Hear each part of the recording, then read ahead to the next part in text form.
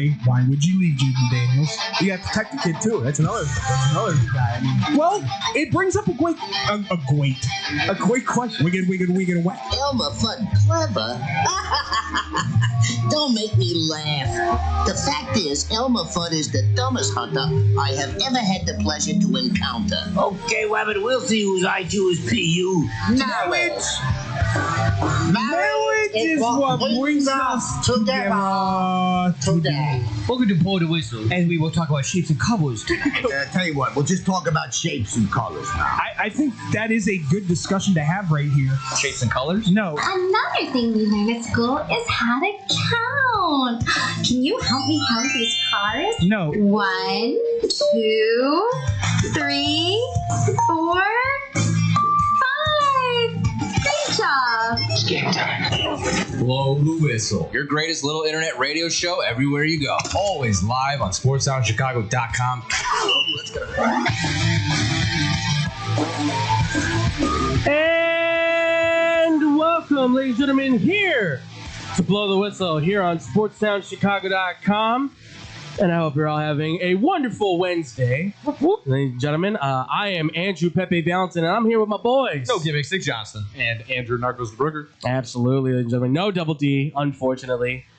David is not up to par right now. He's not feeling too good, so we wish him all the best. Yeah. Hope he feels well. No glitch as well. Yes, no glitch Out either. that car, it's okay. Yes, but he will be back in some point, as will David. And of course, be on the lookout for tomorrow too for the boys of Bad Karma. Should see it early. Switching it up. Yeah, for Thursday. So check that out. Bad Karma's YouTube page. That's been going around 2:30. So be on the lookout for that.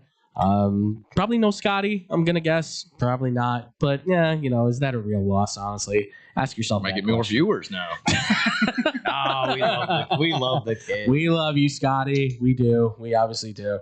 And yeah, obviously, we'll get this camera situation fixed up real quick because I am not showing up, obviously. But that's okay. Are you grayed out? Yeah, mine's not popping up, but that's okay. I'll get it fixed here in a little bit. Unplug and plug back in. Yeah, we'll do all that fun stuff as we love to. But you get to see Drew and you get to see Nick's wonderful faces. So I'll be the silent man in the back of the curtain. Sir. But ladies and gentlemen, we have a lot to talk to you guys about. I was gone last week. I kind of chimed in with the boys while I was off doing my thing in El Paso.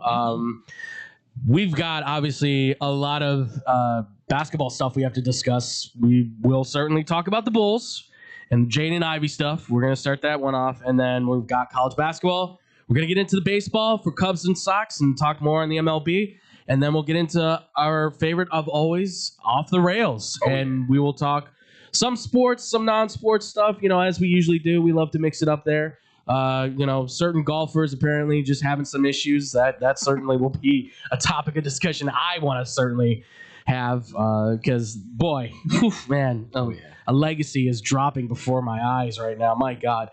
But, ladies and gentlemen, without further ado, gentlemen, ready to get this started? Let's do it. Absolutely. Okay, here we go. So, yes, we are going to start this one off with, obviously, hot one off the bed. Jaden Ivey, who well-renowned as a 5th overall pick by the Detroit Pistons, well-known especially to obviously being a Purdue legend, I would say legend at this point for his career, what he did in college basketball there. Obviously was at some point this past season traded to the Bulls and has now been released after what has been deemed conduct detrimental to the team was why he was away. He has now been released due to what's been claimed as poor performance. But if you have not been aware, Jaden Ivey has since been streaming, I believe it was. He was streaming and saying some questionable things, shall we say, to try and, we're going to get into the meat of this, but just to kind of start it off, it's very hot topic of the It's up to discussion. you. I could not play maybe it's in its whole entirety, but I can give it just a context. I have it Sure, right yeah, here. So, please. Yep, this is Jaden Ivey from his IG Live that's been obviously going around, going viral, so we can take a quick listen to see exactly what he said and why he got cut. That the world can proclaim LGBTQ. Right? They proclaim Pride Month in the NBA. They proclaim it. They show it to the world. They say, come join us for Pride Month, to celebrate unrighteousness.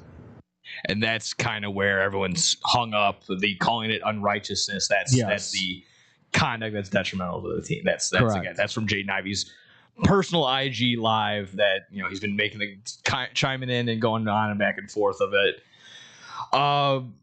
This is it's been a can of worms. It very much is, and we want everybody to understand that this is first and foremost a sports show, but we understand that going into this topic is definitely going to, not everybody's going to be agreeing on this thing, be it here or through the chat or anything like that. So I just want to preference that we understand this is certainly a very touchy subject. Yeah, this is definitely one that the NBA and the Bulls for sure are handling with kid gloves and for right reason.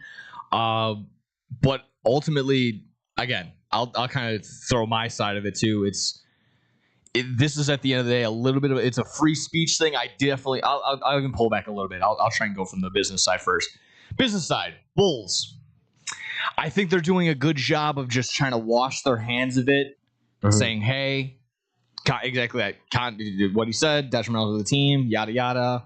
No whatever the context was. Bang, you're not suspended. You're cut. You're done you're done." I could see that, trying to maintain your logo, your exactly at the business side, trying to keep people happy and whatnot. I understand that. So that's for the Bulls. I think it was still a little bit of a mistake, obviously, because you made a business move to get him. You trade away assets. You trade away Kevin Huerter to get him, and then at the end of the day, now you're sitting here with a bag of nothing. Yes, because you decided to cut him for X amount of reasons. Was he performing poor? Yeah, it was 4 games, averaging right around 8 points. I saw the joke, and I kind of think it's funny that this guy's worried about the wrong balls right now, and I think that's kind of it has some legs to that for sure. Yes. At the end of the day, though, it is kind of, if you're looking at it as like a free speech thing, it's like the league, the NBA, is choosing one agenda over another, and it's very tough for us or really anyone to say like, yeah, that's morally correct. That's the way to do it. That's the way how we should do it. Because it's really just tough when you have this Christian moral. Again, whether it's right or wrong to think about that, that's up to you to decide at home. They have this strong Christian moral that's echoed throughout in what Jaden Ivey said, but it's then flipped and like no, that's bad. The other thing is good. So it's a really, really hard thing to sit here and be like, exactly that. I just kind of see it as a free speech, just hit of a mark. And you see it kind of going throughout too. You saw Daniel Gafford. He had something about faith on his T-shirt. He's like, yeah, I'm just going to read this. I'm not going to get into it because I don't want to get cut. It's just like, so like stuff like that. Like you already kind of see that like, it's affecting the players, the way that they're thinking already. Right. You see the support from other NFL players. You don't see it from any NBA players right now, again, because they probably don't want to get fined or suspended or cut. Yeah. But Tucker Kraft, Trayvon Henderson. There's another name, another big name that was going on around, but saying the same thing. Just Jaquan Brisker. Yes, Jaquan Brisker. yeah. All coming out with support and saying, basically we stand with Jaden Ivey. So this is a really tough situation for them to be in. Again, I understand from the Bulls' perspective. I understand from the fan perspective. But for my end, I'm just going to throw it out there. Just like, it's kind of crazy and weird that like the NBA is like sitting there like, we don't want to offend one group, so let's basically offend another group all in the same process. Let's not offend the 10% of the U.S. population that identifies as LGBTQ. Let's go ahead and offend the 2.6 billion Christians in the world. And again, I'm not fighting on either which way. I don't agree with Jaden Ivey. It's a very strange, strong way of describing the LGBTQ community as unrighteous. Again, that's the thing, is the language that he's using. I think it's not necessarily what I would classify as hate speech. You could easily go that route. I could understand. It's unfortunately, I think, the rhetoric that the meaning behind what he's trying to say that is whether you're saying, well, you're interpreting it that way, well, but that's the problem, is that interpretation is being driven to, I'm seeing it as you're almost saying that they should not be valued this way by the NBA, which I think I have always been led to believe, this is how I was raised, that everybody should be treated equal regardless of how you've been brought up, what you believe in, what you think, respect them. And I respect people who are deeply religious, who are diehard into this conversation. And obviously, again, this is a hard thing to have a discussion on. But as somebody who's not very religious, I'm kind of like, well, I have to look at this from the business perspective, because if I'm the Bulls, you've already got a lot of heat on your shoulders. Is Karnisovas going to be the vice president? Is your coach going to stick around? This team is losing. You're trying to not tank, but you're tanking. You're trying to get a top pick. You're doing all these things, and people are very critical of your team. Here's a situation that's now come up where one of the players who possibly could have been a part of your future is now really starting to say stuff that, again, we don't want to classify it as one thing or the other, but he's been very open about his mental health battles. He's been very open now about his religious stuff as well, too. There's a lot of conversation of, this has been happening in the locker room with the players and the coaches, and they're tired of it. He's apparently been talking to reporters, asking them some very strange things as well. It's a lot of hearsay rumors. I can't confirm anything, but all of this combined adds to the level of, you have it's always freedom of speech for me too. I'm 100% with that, but there's no freedom of consequences what that speech is, and that's where this falls back on me. You go out there on TikTok and you say some crazy stuff, your job can then fire you and just not give you a reason if you're in a free to work state, which, by the way, that's what Illinois is. So just a point of note for everybody out there. You want to say some crazy stuff, you're allowed to, but don't be surprised when your boss goes, we got to let you go. Yeah. You can fight it, but best of luck. Those cases are so hard to win. I would only pull back of your speech is, getting all the consequences and all that too. It's just like, when you compare and contrast, it's just like him saying this as opposed to all the players that are having domestic violence charges that are suspended. Oh yeah, of course. And some of them don't even fulfill the whole suspension. Like, 10 games is good enough out of your 35. That's fine. Yeah.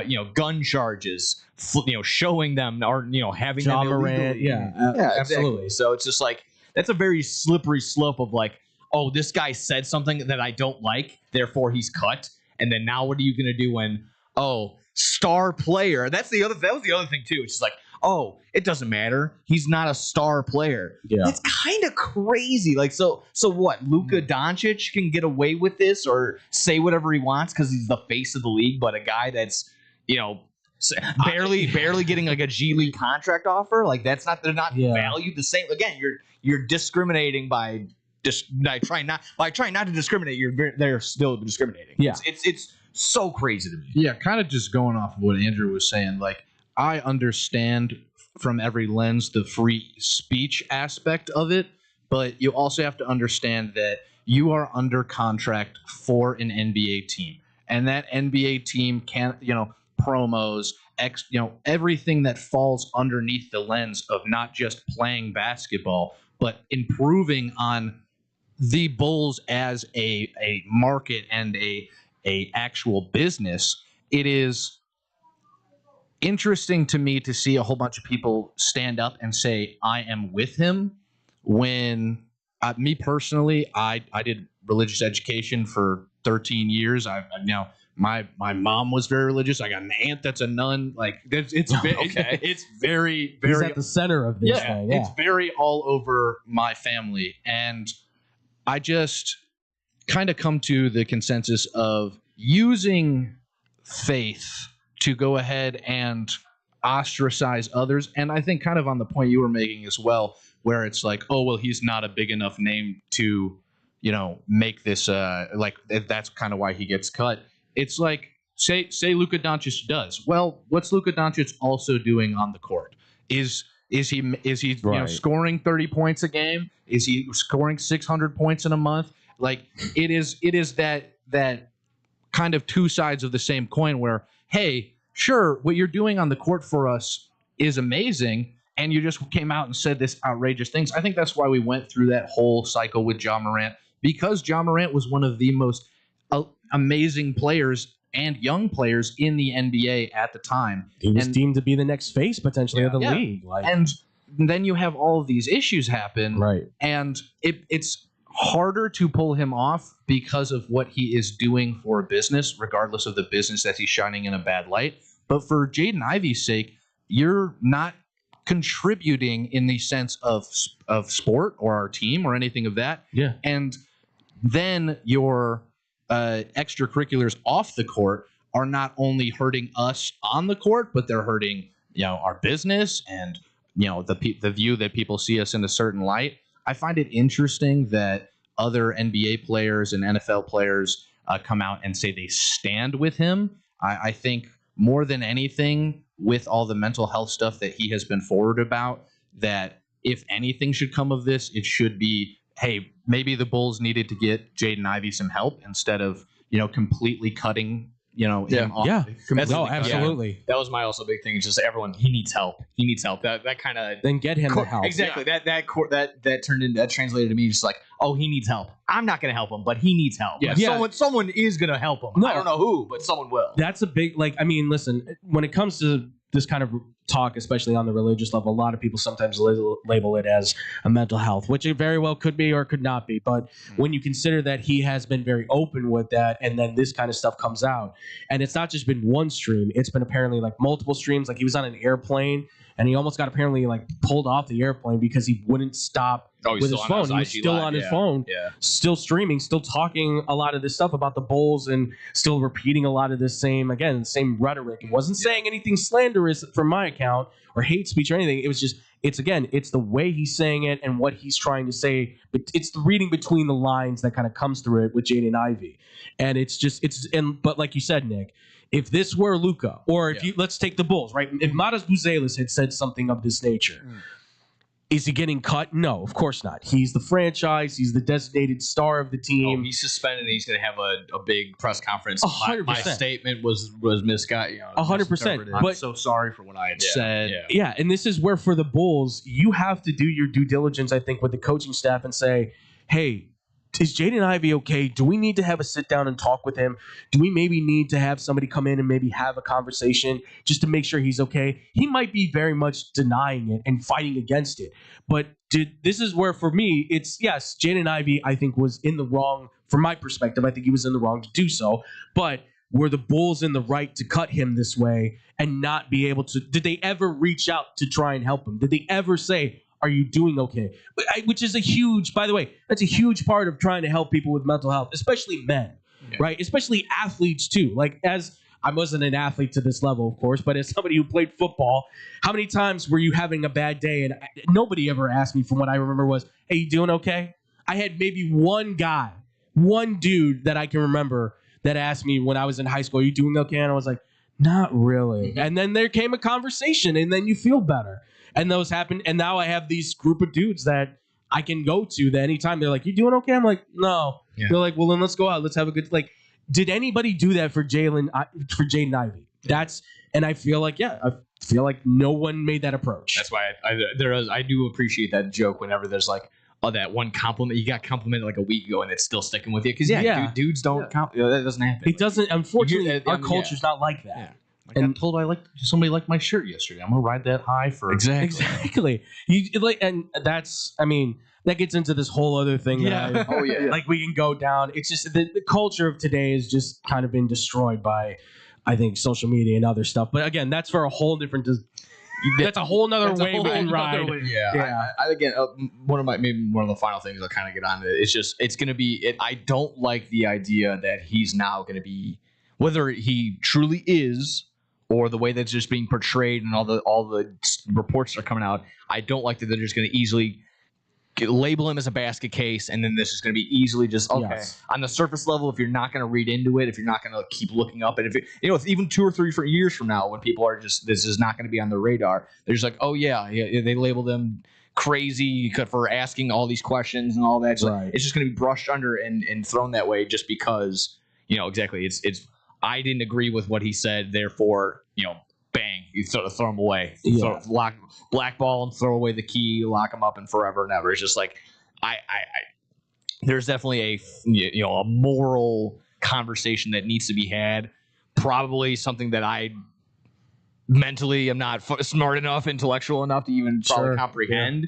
So I won't be doing that. We won't be doing that here. Yeah, no. But I think it does. It opens up so many different avenues and so many different doors, and some will be good and some will be bad in the way that this is handled the rest of the way for the NBA. So I hope it doesn't become a slippery slope like I mentioned earlier with other examples.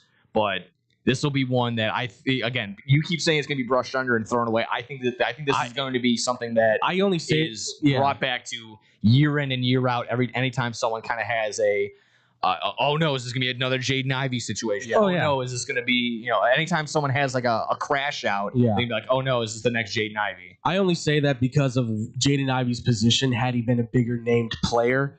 But I agree with you where this could become the staple point of, like with Afro Man, like, I mean, that's a little off the sports, but like that whole thing, that's a fight for freedom of speech in its own right. Like these cops sued him for making the videos, which are comical and hilarious in its own, like that whole situation's insane. Oh yeah. Will you fix my door? Yeah, exactly. Like, but it stems to stand for the question of what is freedom of speech, and he proved it in a court of law. Like this is, and I'm also hoping here too, like, be it left or right, that Jaden Ivey does not be weaponized as a fight one way or the other, because that is my other concern that I had with a friend of mine when I was driving over here. We were talking back and forth on the phone as I'm driving, dodging all the crazies on the traffic, I'll just say. But he was saying, he's like, I'm really worried about like both sides using him as the weapon of for or against. And I went, oh, that's right, because this is exactly when you get those people that stand up and go, we're with, and it's like, you did not even know who he was. Oh yeah, don't worry, the Steven Crowders of the world are talking about this.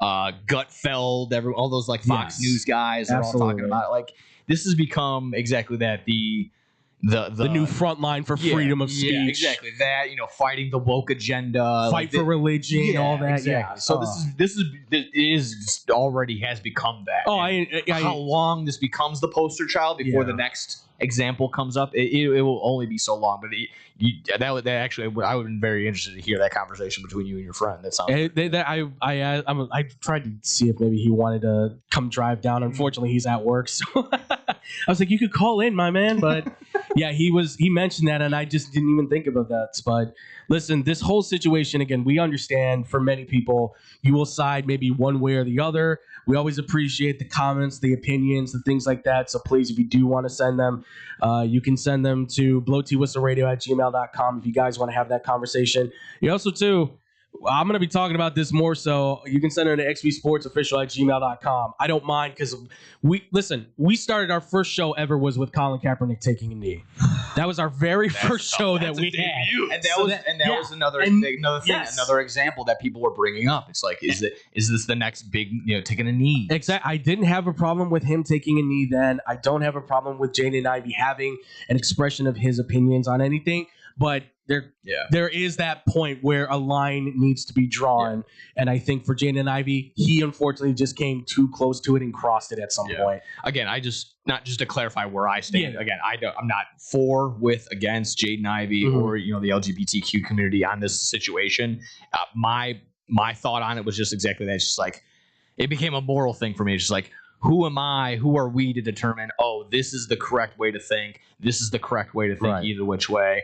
It became a real big kerfuffle, and it's going to be very, very, again, like we mentioned, touchy. It's very, very tough to deal with. This could very well snowball into an avalanche of just who knows where this could go on, unfortunately. Again, adding to not the smear campaign, hopefully, but this is the stuff that's going to come out again from NBA Central. This is not a April Fool's joke.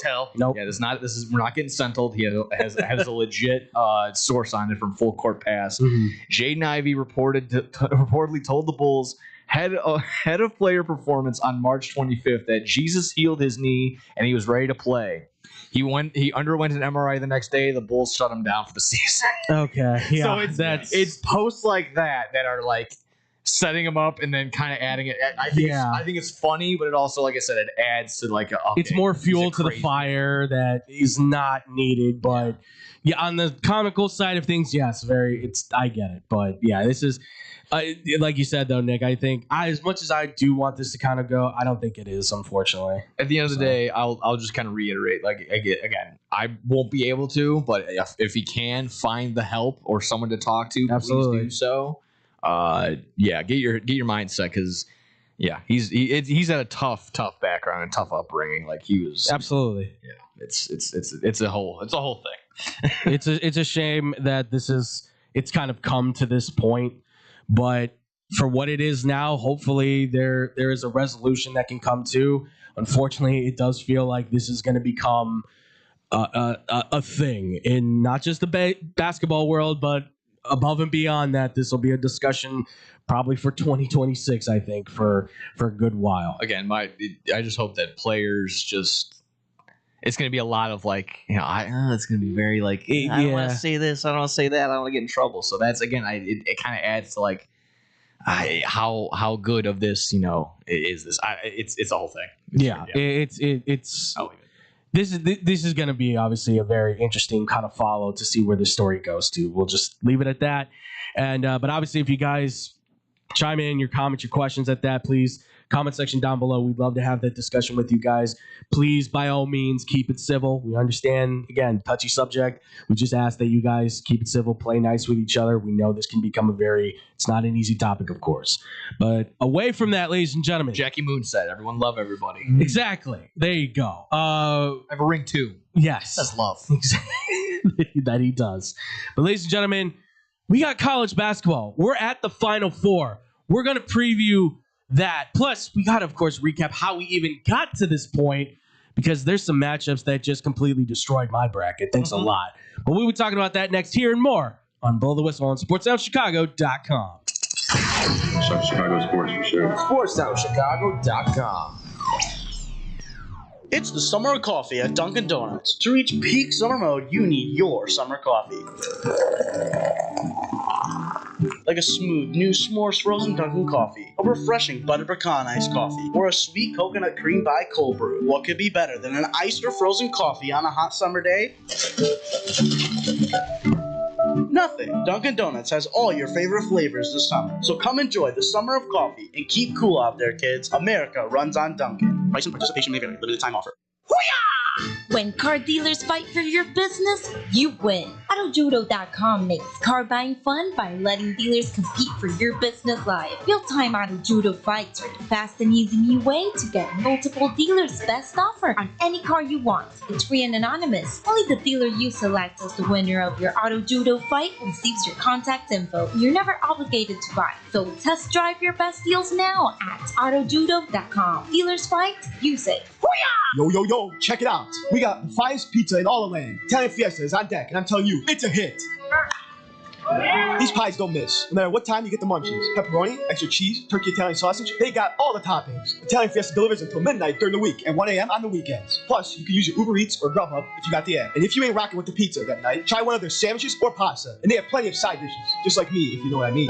Hop online and go to ItalianFiesta.com or call 773-684-2222. Piece of pizza, that is. There's only one place to watch your favorite sports team and have mouth-watering pizza. Come on down to Moretti's Pizzeria, where you can get a pizza for half the price every Tuesday. Try out our delicious varieties of pizza, sandwiches, and much more. I don't know about you, but a gooey mac and cheese pizza with a size of cheesy mozzarella sticks and watching sports sounds like paradise to me. Stop by at one of our 12 locations near you. We're open 7 days a week, anywhere from 10:30 a.m. to midnight. Visit our website, Moretti'sRestaurants.com, for delivery, catering, and even private parties. Moretti's, we bring the fun. Did you know that Club New in Aurora is the ultimate entertainment complex? Monday nights, it's free football and darts in the sports bar. Tuesday night is league night.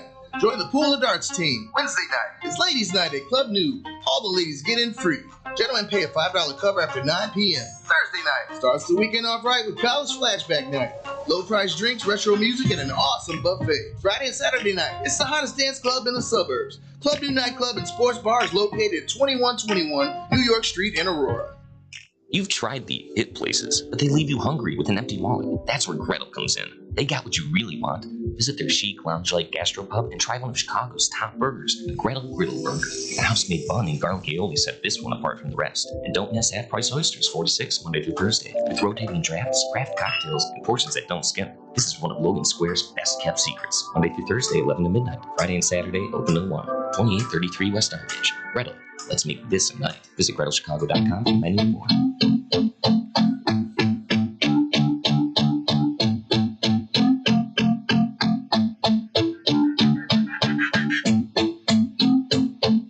Welcome back, everybody, here to Blow the Whistle here on SportsDownChicago.com. I'm Andrew Valentin here with Nick Johnston and Drew Brooker. I'm so sorry, dude. You're all good. I'm still getting to know you. It's all good. Yes, we are back. We just had a nice little controversial talk, ladies and gentlemen, about Jaden Ivey and the Bulls. Honestly, that was a conversation we would have at the adult table. Absolutely. I was very proud of everybody. Honestly, I was very proud of everybody. It was very, very forthcoming and a lot of good communication on that. Yeah. So very happy with that. The camera's still not working, but I'll get that fixed. Don't worry, folks. College basketball, folks. Let's talk it because we're at the Final Four. But how did we get here? How did we get to these 4 teams? How did we get to the point where we now have Illinois and UConn and Michigan and Arizona? Like, who would have thunk? Where's the Cinderellas, says the people in the back seats that we can't really see nor hear. I mean, what are you, surprised? Like, seriously, welcome to NIL and transfer portal. Did you think it was going to go a different way? That's my God. Look, right off the bat, guys, obviously for what the Final Four is, I mean, it looking like a marquee matchup across the board for these two teams. I mean, Drew, kind of start us off, man. Your thoughts, I mean, on how we just got to this point, seeing these 4 teams, essentially. We got here not without chaos. Like, people are very caught up on there are no Cinderellas. We still got to watch Iowa knock off Florida in the very last seconds. We still got to watch fantastic games. The Duke UConn game itself may be, game of the tournament at the end of this. And we still have our March Madness moments. Is it not, a 9 seed or an 11 seed, making that entire push all the way? Sure. But you still have good basketball that we've watched throughout this entire March Madness season. And the excitement of Bennett Sturts playing every single minute for Iowa and being a senior and not knowing he's going to play at the next level and just leaving it all out there. That is still there in March Madness. And I think we got to see a lot of that. And I'm really excited for kind of the highs and lows we've seen from each kind of team we've ended up here in the 4. I feel like each of them have not been without their challenges. There's been moments. I personally have Illinois winning my bracket, so I've had a great March. Okay. And well, good for you, Drew. I was told, at the beginning of this that, what do you expect them to get hot every game? And now here we are, and I've watched them get hot every single game. Fair. And even so, with that, it's not like they've pulled away at every point. I mean, they let VCU get within 5 of them. UConn itself, I mean, they have scraped along every bit of the way, barely beating Michigan State. Like, honestly, it's barely beating Duke. I mean, realistically, only getting the final points against Duke on ineptitude or coaching from the Duke side on that last play. Yeah, I would say just exactly just the mayhem that is just young kids trying to end a game, trying to win a game. You just kind of go dumb a little bit. Oh, you absolutely. just kind of forget, and that's where I would attest to at the very end of that game. That was just a unfortunate boneheaded decision because you were just so panicked as to what could happen. I mean, I will stand by like what I said in the room. They threw to the wrong boozer. Yeah, it's true. just, I mean, why are you throwing the ball in the first place? Yeah, exactly. And there's a lot of people that are like, well, it's 8-second violation. He has to get the ball across half court. Guess what? 8 seconds is 10 seconds in college basketball. There is no 8 seconds in college basketball. It's 10, which means all you got to do, get the ball in, stand there, and get fouled. don't do anything. But John Shire's on the sideline going, push it up. And what, you think the freshman's not going to listen to him? He coached him all the way here at the first place. Yeah, so right. It's very weird on that last series was just like, what is going on? Well, this is where for that Duke UConn game, because obviously that's going to be like the iconic game. That replay is going to be shown for the next 50 years. This is where I would say, like, not having Proctor as your point guard, who is an experienced guy at the front, who's been leading that team for most of the year until he got hurt. Now you have to put in Caden Boozer, who is, like you said, he's a freshman. He's not going to listen to the coach who just recruited him and his brother, who's giving him this opportunity to really showcase his talents, to say, hey, maybe you can be a one and done, which I would say he's not. But, you know, it's your chance. It's your moment. This can be your kind of like opportunity to say, I can be a hero. And instead you now become the villain because the ball came out of your hands when you were supposed to have it secured. And then it's the other freshman in Mullins who hits just that's the craziest 3-point shot I've ever seen a kid like him make. Like any other player on that UConn team, I'd say, sure, it goes in. Not the freshman. That dude's got ice in his face. 35-footer from a guy that was 0 for 4 from 3 all night. Exactly. Go for 3 instead of going for the tie too, like just the. If they would have lost that Excuse game, me, sir, can I put my ginormous balls right here? Yeah, exactly. Please? Yeah, Hurley would have probably put his foot through a chair if he misses that shot. But instead, Hurley, which I love his parents' reaction to, just like, what the? Like, they were as in shock as the rest of us. Like you said, 0 for 4. You don't expect that to go in. No. But this is where veteran leadership is starting to show over over youth, right? Because nothing against these other teams that are very young, but look at Kentucky, right? Another squad that Mark Pope is at the charge of, right? It's not Calipari, but Mark Pope has this very young group. Most expensive, by the way, too, in college basketball, I may add. $20 million on the sheet. They get bounced in the first round, and people told me I was nuts to do that. I'm like, I'm not the only one picking them. They have not been consistent. It's been these other teams that now have the veterans that are staying together, or the guys who are coming in who have experience that are making the difference in these games. Just look at Illinois when you look at experience. I mean, even if you don't want to talk about college experience, a bunch of these guys played European ball when they were younger. They were recruited by, professional European teams, and they played and they did all these camps. And now when you get to where we are in this Final Four, everybody goes, wow, Illinois system, the way that they play as a team is what is the most impressive thing about them. Not that they have some 20-year-old that is scoring 30 points a game, but that they have 4 or 5 guys that are scoring 10, and they all play off of each other at an incredible rate. They look like when I haven't watched a ton of Illinois ball this year, or just even in this tournament to begin with.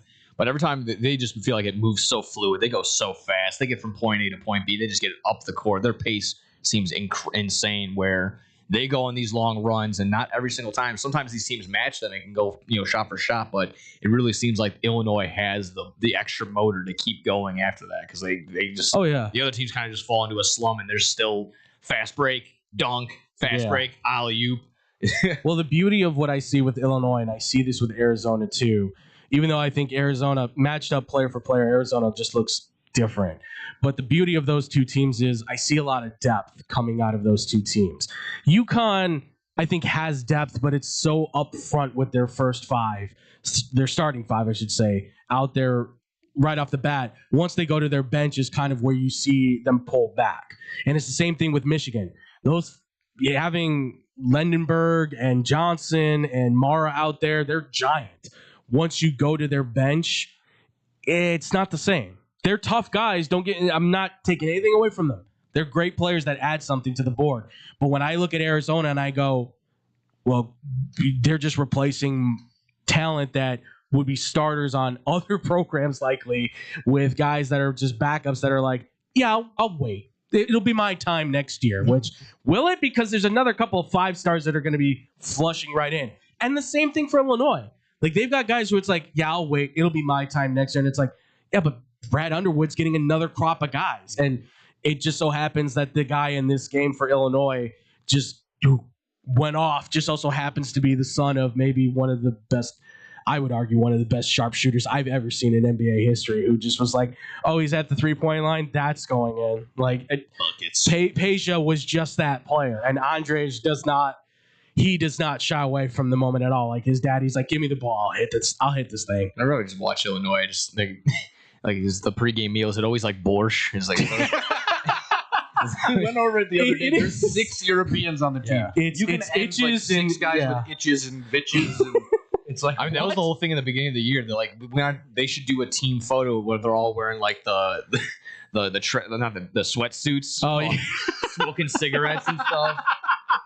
That'd be amazing. Yeah, and half of them probably can't even be there the whole time because they got a construction job to go do after. Like, half of them pour concrete. Come on, of course. Off season. I love the fact that like at the beginning of the year, I think it was before the season started, they did like the whole introduction of the team for Illinois, and it's Andreas Stojakovic and Sivic and Markovic, and then it was like Kylan Boswell, and it was just like a combo breaker. Exactly, and then Keaton Wagler, and I was like, no, something's off here. And that's the thing I'll say here too. Like, of all of these teams, like we hear of Burries and Cole Pete and all these guys, and the stars that are obviously playing for like UConn with Mullins and Reed, and Keaton Wagler's one of those guys that nobody had heard of to the point of the start of the season. No one really thought anything. Brad Underwood had just snuck him into the starting lineup because he's like, I think he's really good. Let's give him a shot. And he's just constantly going and motor and energy. And I'm shocked that people are like, where did he come from? I'm like, well, he's been here all season. Yeah. Like, where have you been? Like, you haven't been watching. And that's the thing. You don't watch Illinois basketball. How would you know about this guy?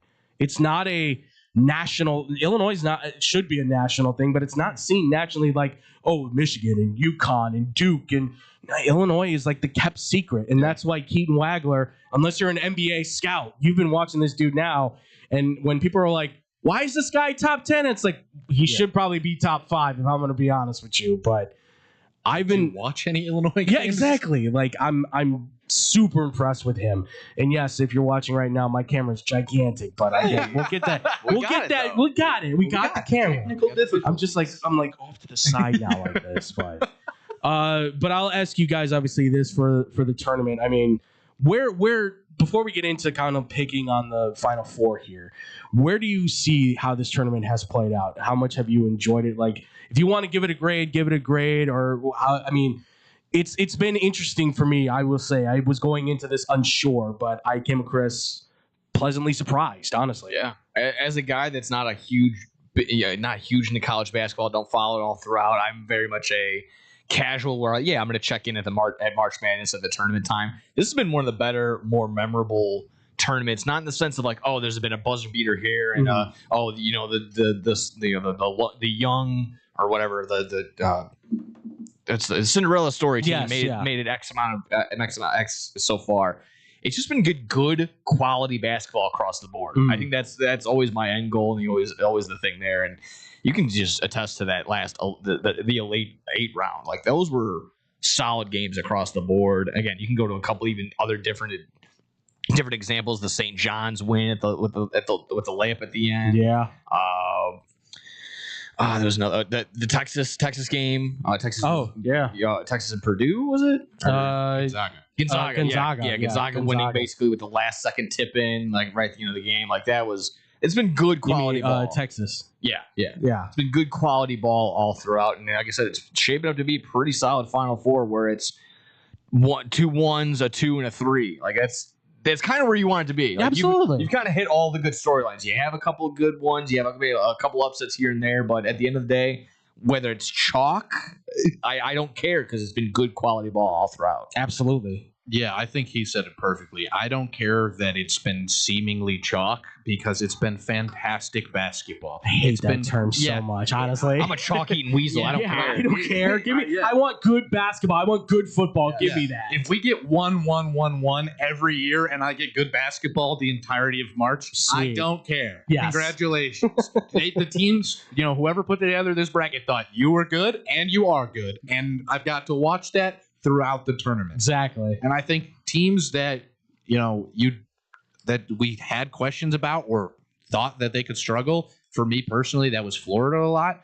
And you get to see that shining through. Yeah. Like, you can't run a team in the way that Florida was kind of having it defensively, which allows for a 7-footer to get wide open on the 3-point line when you guys are running full press. Like, you can't allow things like that to happen when you're a number one team. And all of the joys that we've got to experience so far, starting from day one and watching High Point upset Wisconsin and getting to see probably the fastest release of a basketball I may ever see out of Johnston. I can't believe that. That was unreal. Yeah, this is only 2-pointer the whole season. Yeah, Yes. exactly. Oh my God. See, like, stories like that, how can you say that this is a boring tournament or a chalky sort of tournament when you have a player that is a 5th-year senior on High Point who makes his first 2-point to upset, 5-seed Wisconsin?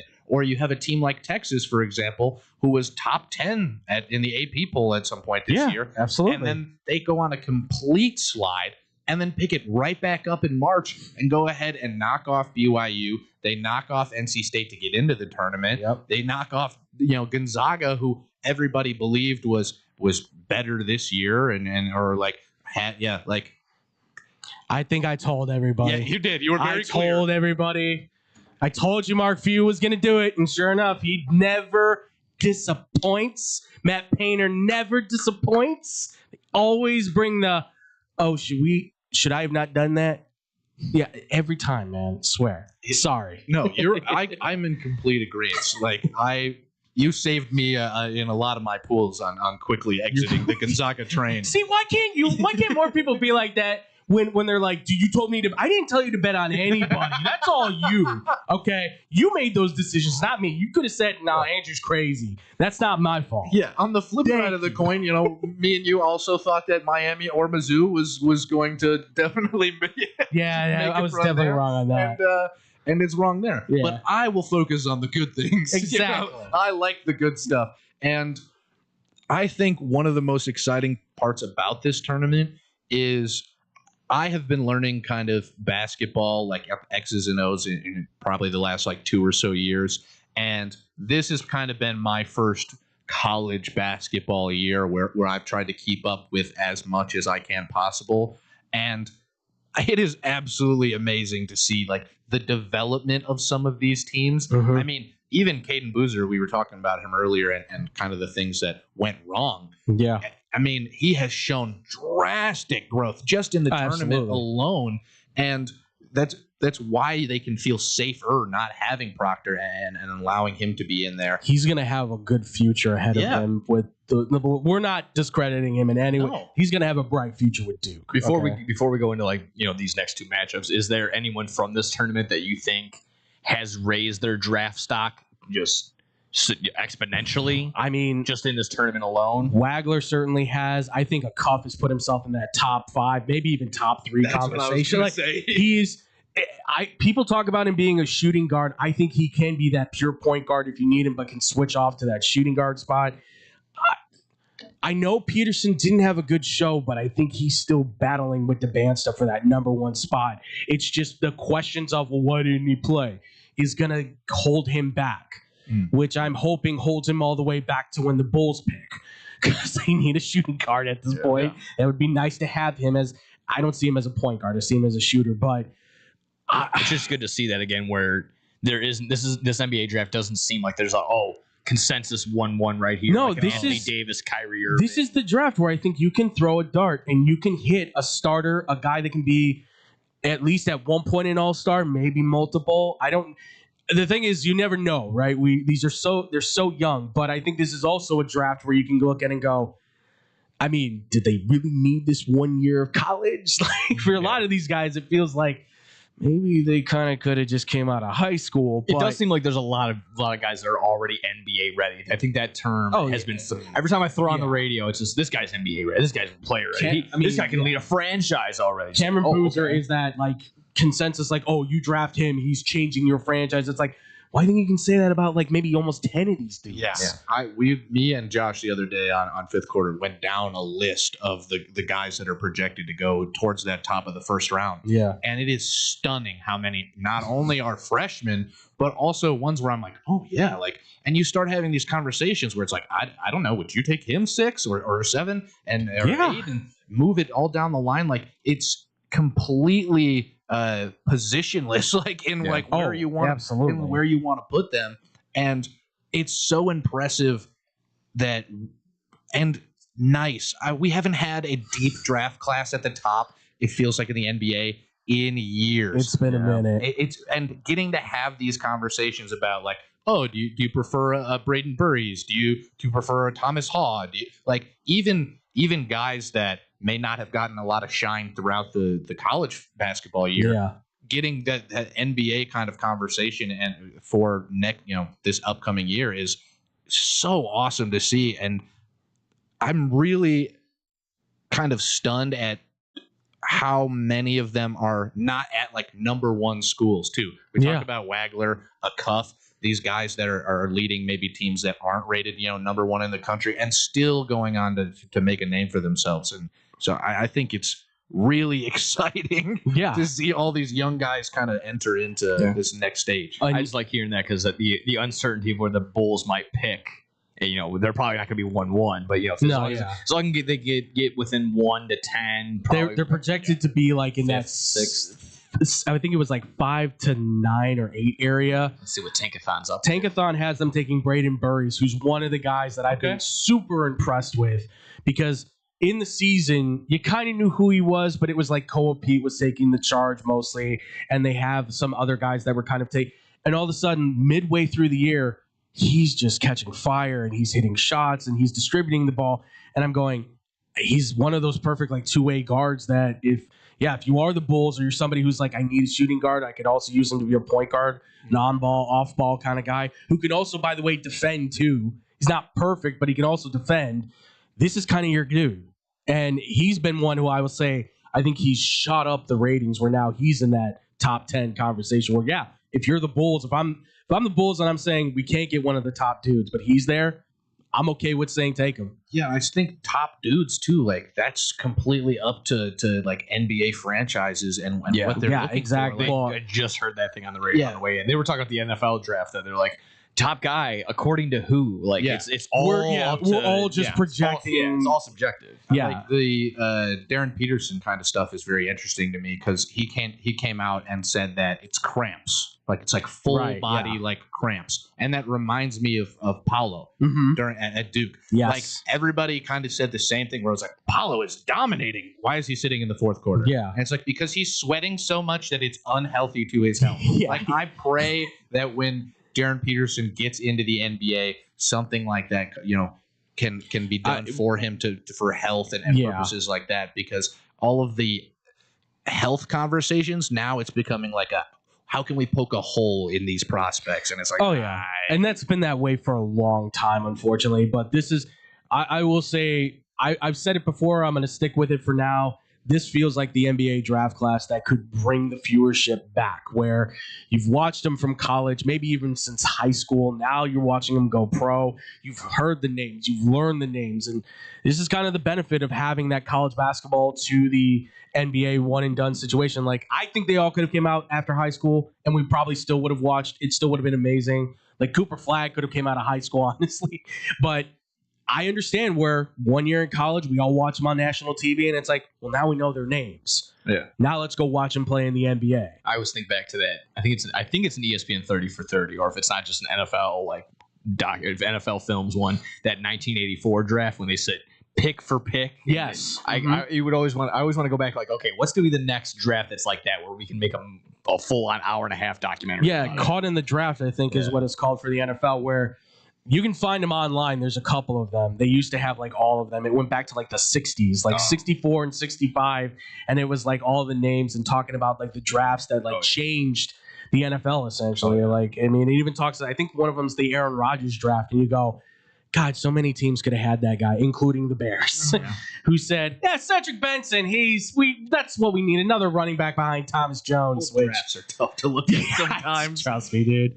And yes, I just so you know, I am a Bengals fan by way of Joe Burrow and Jamar Chase. Yeah, I've heard about They broke my heart. I've heard about you. Yeah, I know.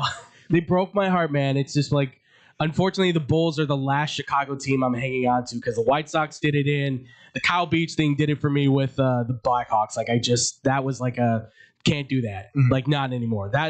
The Bears one was just like, I keep giving you flowers, I keep giving you chocolates, and you keep kicking me in the nads. Like, I can't. With this is not a good relationship. Yeah. This is an abusive relationship. It's an abusive. It is. It's an abusive relationship. So I'm like, you know what? I'm going with Cincinnati. I'm going with my boy Joe Burrow because maybe they will break my heart, but they are better to look at. Unfortunately, chili. Say that. Yeah, Skyline chili, way overrated. By the way, I've had better. That might be more controversial than our Jaden Ivey talk. Some are going to get more upset about that. Very We're going to get fired up over the Skyline chili debate we had. Sorry, folks. Just I do better. Like, I don't know what to tell you. You could be known for other things, honestly. But all right, Moxley. Yeah, exactly. Well, we got Illinois, UConn. Coming up. From my understanding, the spread changed by 1 point. It was 2.5 for Illinois yesterday. Now it's 1.5. So I believe so. Still essentially a pick'em now. Yeah, more or less. And then later on that day, same day later on the day is Michigan, Arizona. Michigan by 1.5 as well. Yes, Saturday are the games. Yes. Saturday in Indiana at Lucas Oil. Mm-hmm. Does that open it up to maybe a potential home field advantage for Illinois? I think so. Okay. They'll travel well. That's the thing, is from Champaign to Indianapolis is going to be a simple drive. Well, not a simple drive, I should say, but it's going to be a much easier travel for them for sure. So same for Michigan as well. Probably. Yeah, absolutely. Michigan, it'll be although Arizona, I hear they do travel well, which is just interesting. I think it's because they probably you can say whatever they want. They close down the school and it's like, go early. Yeah. Like, there's no way they're not saying we don't that. have classes on Monday. Yeah, everybody do your online work. Don't worry about because I see all those Wildcat shirts and jerseys and everything. I'm like, there's no way all those people came in from Arizona just to come to there's no possible way you got here in time. So, but yeah, let's pick the games then, gentlemen. Nick, you want to start it off? We'll go around through there. I'll go homer pick for Illinois over UConn. Again, just kind of what we were saying earlier. This might be the better of the four to match up, or the three others to match up with right now. UConn might be the best one for Illinois, and then hopefully get a good matchup in the Final Four or the finals if so. Yeah, like I said, Illinois for that one. And then on the Michigan side, or excuse me, I kind of just get away with it. Michigan over Arizona, even though that's just kind of for my bracket and no real X's and O's standpoint on that one. But from what everyone I'm gathering and talking to, it sounds like Arizona is the most kind of beefed up team right now. So we'll see how that plays out. Okay. Yeah, for me personally, I think I definitely kind of hinted at it earlier. I have Illinois winning my bracket, so for bracket's sake and for Homer's sake, I'll double up there and go Illinois over UConn. Just kind of on the points that we said earlier. I think their shooting's amazing. I think they get hot at right points, and UConn cannot guard the three. It is abysmal to watch them try to play perimeter defense. And I was worried against them in Michigan State, and I think just Illinois is just an even better perimeter shooting team. So I'd take Illinois there. In terms of Michigan, Arizona, Josh kind of described it as his national championship. I think a lot of people are kind of looking at, whoever comes out of this game is going to be the national champion. And I can see where people are coming at with that, but I'm definitely in the line of let's get some excitement in the championship first. I would pick Arizona here. I think they're the more complete team. I think they've looked better. They haven't even stumbled once. They made Arkansas, who I thought was going to give them a run for their money. So did I. Not even a question. I think that Jaden Bradley stepped up huge in this tournament. Yeah. I really like what I've seen from him. And in terms of the kind of Michigan side and what I'd expect from them, I really think that without Mara on the court, your interior defense is a huge problem. Yes. He has really, really shown that he can be that gap stopper and that great shot blocker at the rim. And I think with the size that Arizona has, like, they need to put him in foul trouble early. And I think that they do. And I don't think there's enough off of the Michigan bench to kind of support what Michigan will be going through. So I'll pick Illinois and Arizona. Okay. Me and Drew are basically in the same boat. I'm taking Illinois. I think they just have better momentum. I don't really, like you said, UConn, they can't really defend the three. The fact that you've got Andres coming off the bench, I think helps Illinois a lot because he's just a ball of energy that just can hit shots from everywhere. And I don't know if they have somebody that can really match up well with Wagler and his athleticism. They've got guys who I think can guard him, but not necessarily. I mean, the thing is that as soon as he dishes out, there's a bunch of other guys out there that can hit the shot as well. And Brad Underwood's system has just been played to a T perfectly. So I've got Illinois winning that.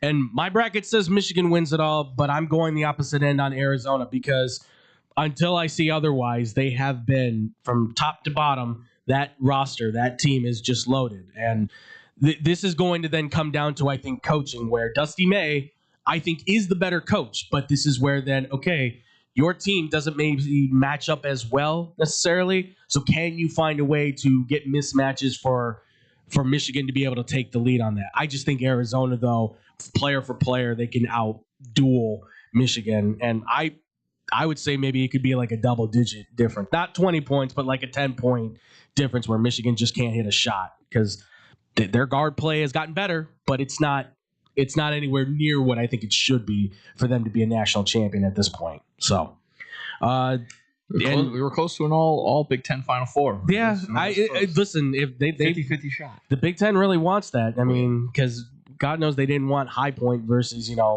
VCU because that's everybody's dream, right? Of course. Stop it. Stop with your Cinderella nonsense, folks. Come on. Yes, we love a Cinderella underdog story, but that's for Dodgeball, the movie, not for real sports. Vegas will never allow that. I'm sorry. You don't want that, okay? When the round of 64 and 32 were going on, I was over in Raleigh. But the other cameraman that I was working with, his son put together a bracket and had High Point winning. So he was texting him like, High Point, it's we're having a blast.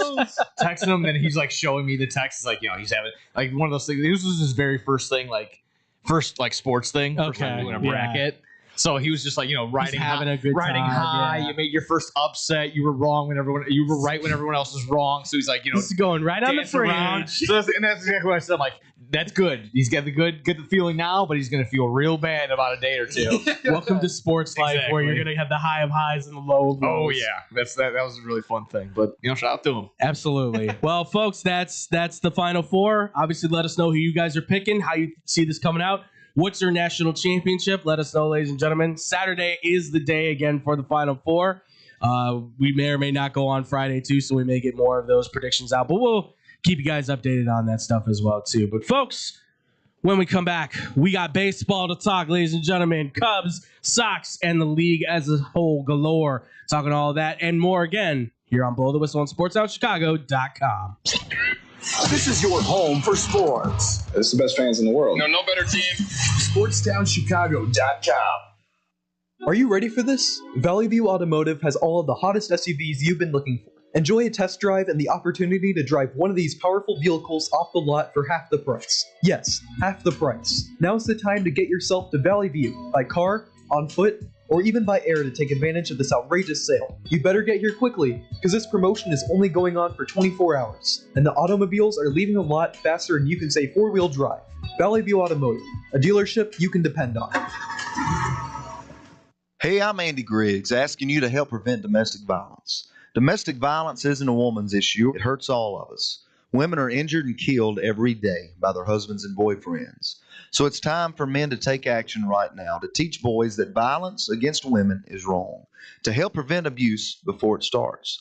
Call the Family Violence Prevention Fund at 1-800-END-ABUSE to get a free Take Action kit containing tips on what to say to boys. That's 1-800-END-ABUSE. Teach early. Indeed is the #1 job search user with over 250 million monthly users. Indeed's priority is to help everyone in the job searching process to find a job by uploading 10 new job opportunities every 10 seconds worldwide. With Indeed, you have free access to job searches, resume uploads, and company researches. There are over 10,000 employees at Indeed that pursue to help people find the job they are looking for. They connect with millions of people to new opportunities. Go to Indeed.com and sign up for free and create a resume and let Indeed do the rest to help you on your job search. Hey, I'm Jesus Mauricio. Be sure to tune in every Friday to listen to Zeus Off the Bat, a baseball talk show from 1 to 2 p.m., where I'll be discussing and updating you on all things about baseball.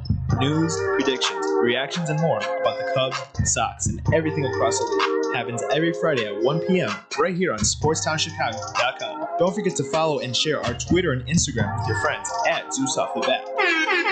Zeus Off the Bat!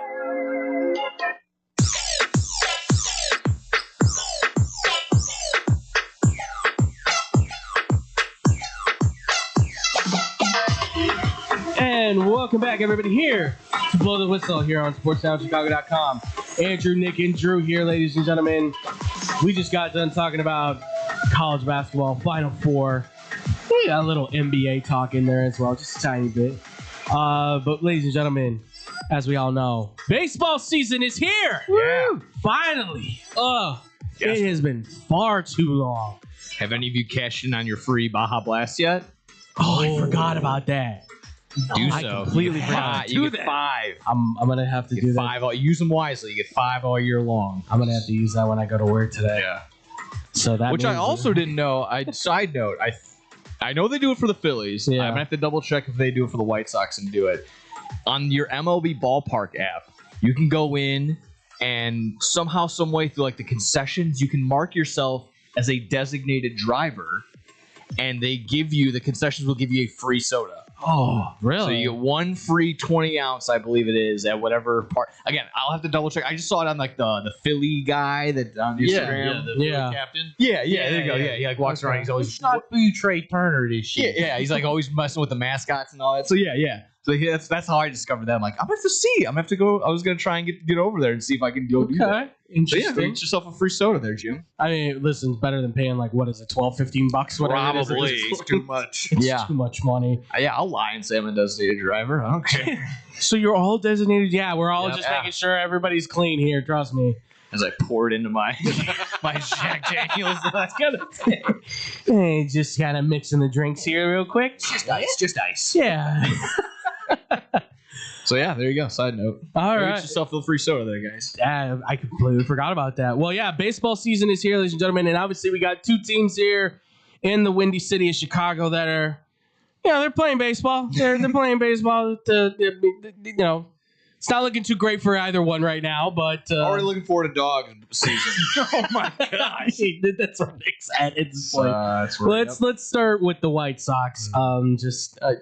Not for the sake of anything other than just the discussion that is had, because this offseason, obviously, they were pretty active. They went and made some acquisitions and made some trades and moves to get some new names to add just to got the Greg team. Maddox, by the way, too.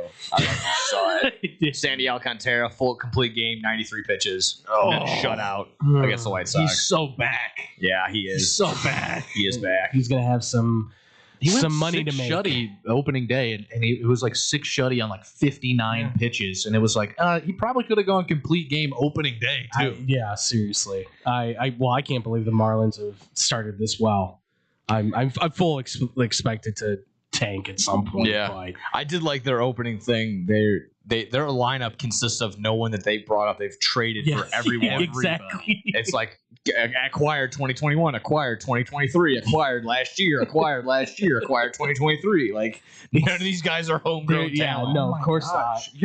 I didn't put that together. But now that I'm like running through it in my head, Marcy, Casey, Casey, they're all from trades. Yeah.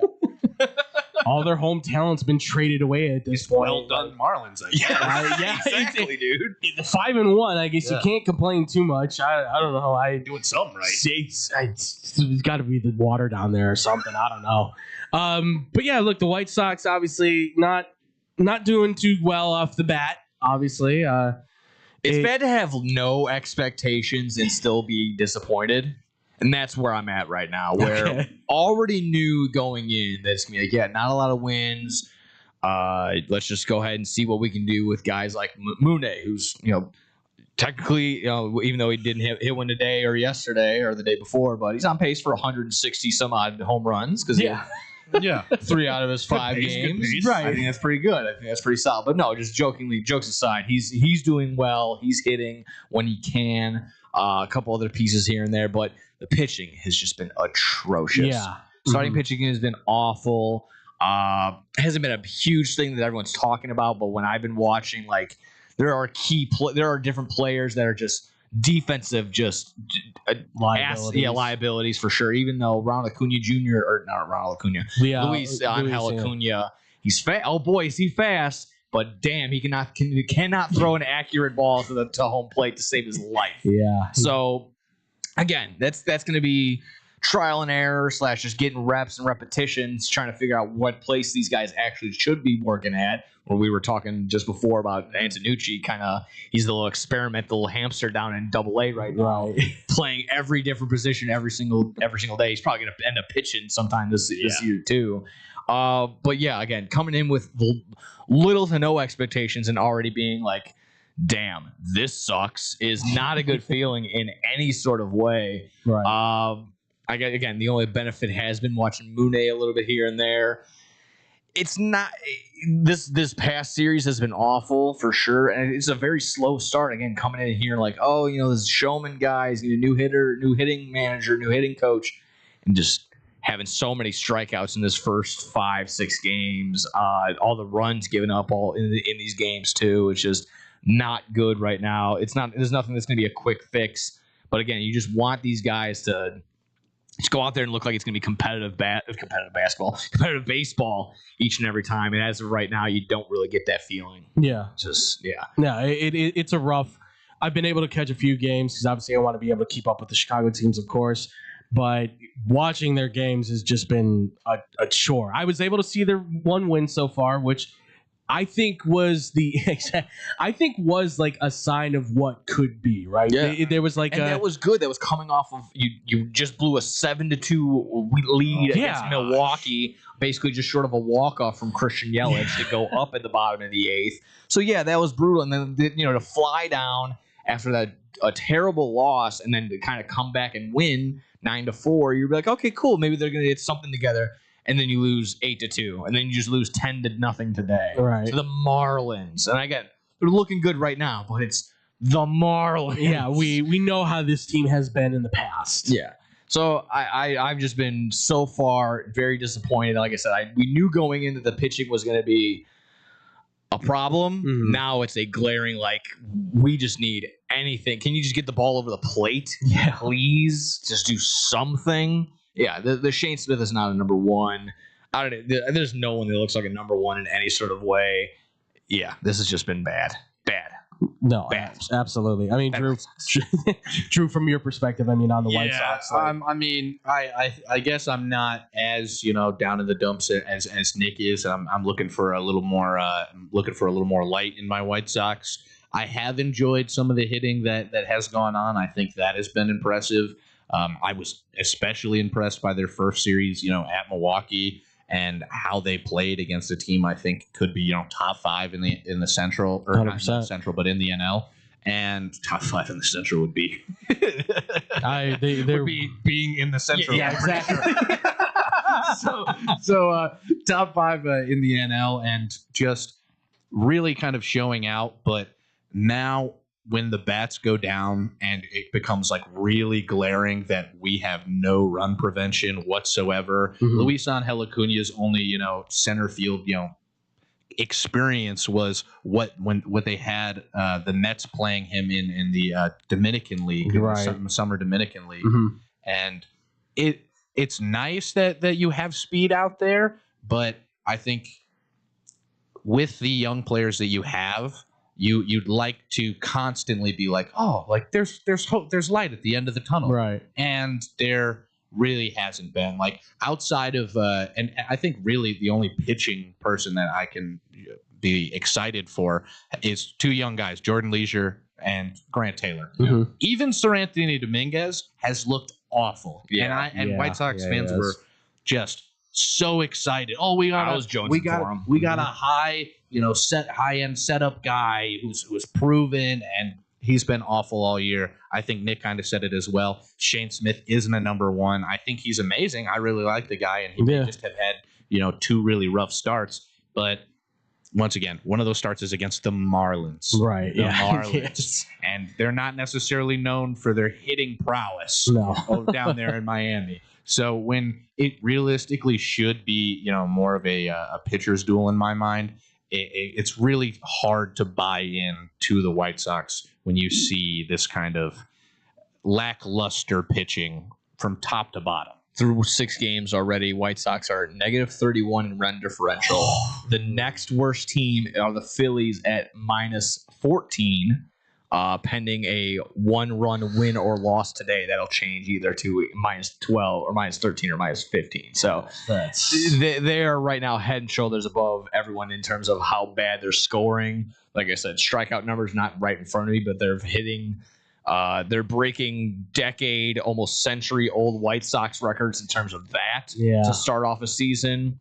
And on top of it, I don't want to do the whole thing where Danhausen has cursed the White Sox, but already tomorrow or the day before, we're not going to get our official home opener. That's going to be moved to Friday already due to the inclement weather. Yes. Okay, we're league average. We're exactly 17th. Like we're like a little under league average in terms of strikeouts. Okay. All right. That's okay. That's a little promising. It's not bad. It's all right. Yeah. Finally, something they're average in. Something that they're like not. Oh my gosh! I was looking at pitching. We're third in batting for strikeouts. There it is. 73 strikeouts already. Yeah, there you go. Oh boy, pitcher's dream. Vindication. I knew it.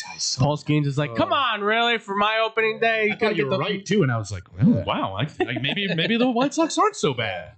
I was wondering that too. I'm like, Ozzie Guillen didn't just go on like a 5-minute rant because they were average at strikeouts. They had to have been pretty bad. So. Remember what we talked about just a minute ago? The highest of highs and the lowest of lows. We just experienced exactly that.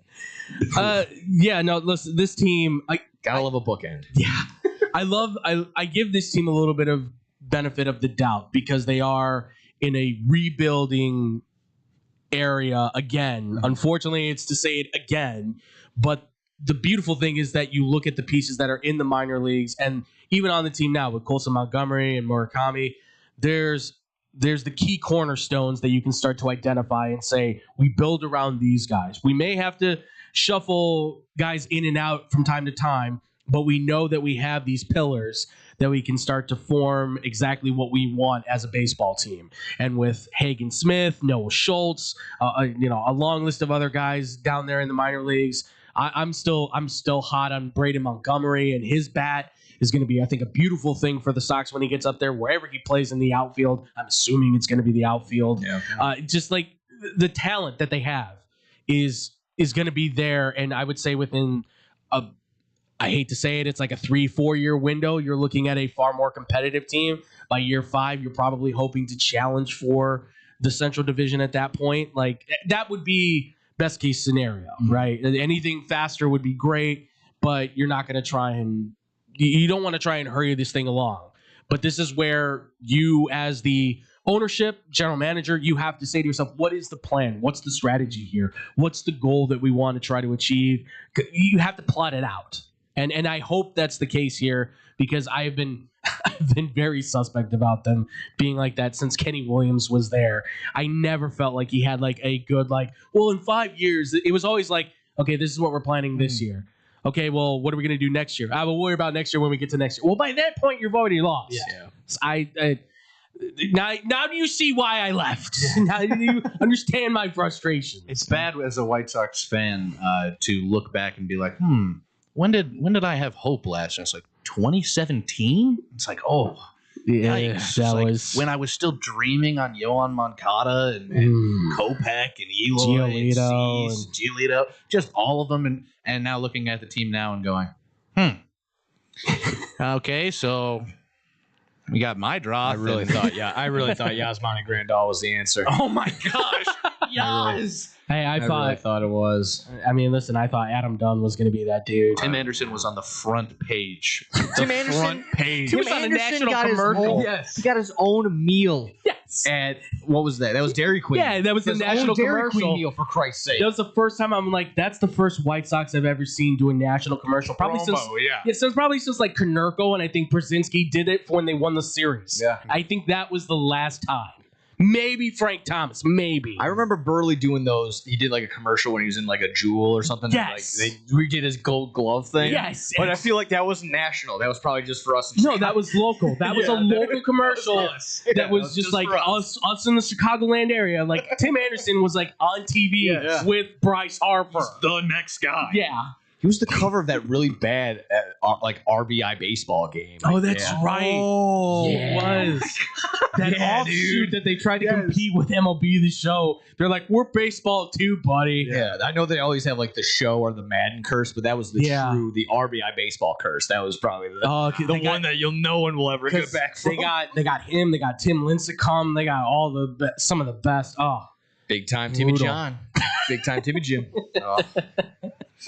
We miss him every day. Absolutely, one of my all-time. Anything on the Cubs? I'll say for the Cubs, obviously, look, they're at the bottom right now of the Central Division within the National League, but they're only 2 games back from first right now, so it's not as bad. They have the signs are there that this is a team that should compete. They should. In my estimation, I know Frankie was here. Dude, the Cubs, I'm telling you, he would totally melt over them, of course. The Cubs are going to be fine. Exactly. But they're, again, you can see, despite where they're at right now. And then Double D, trash! Yeah, exactly. Mid.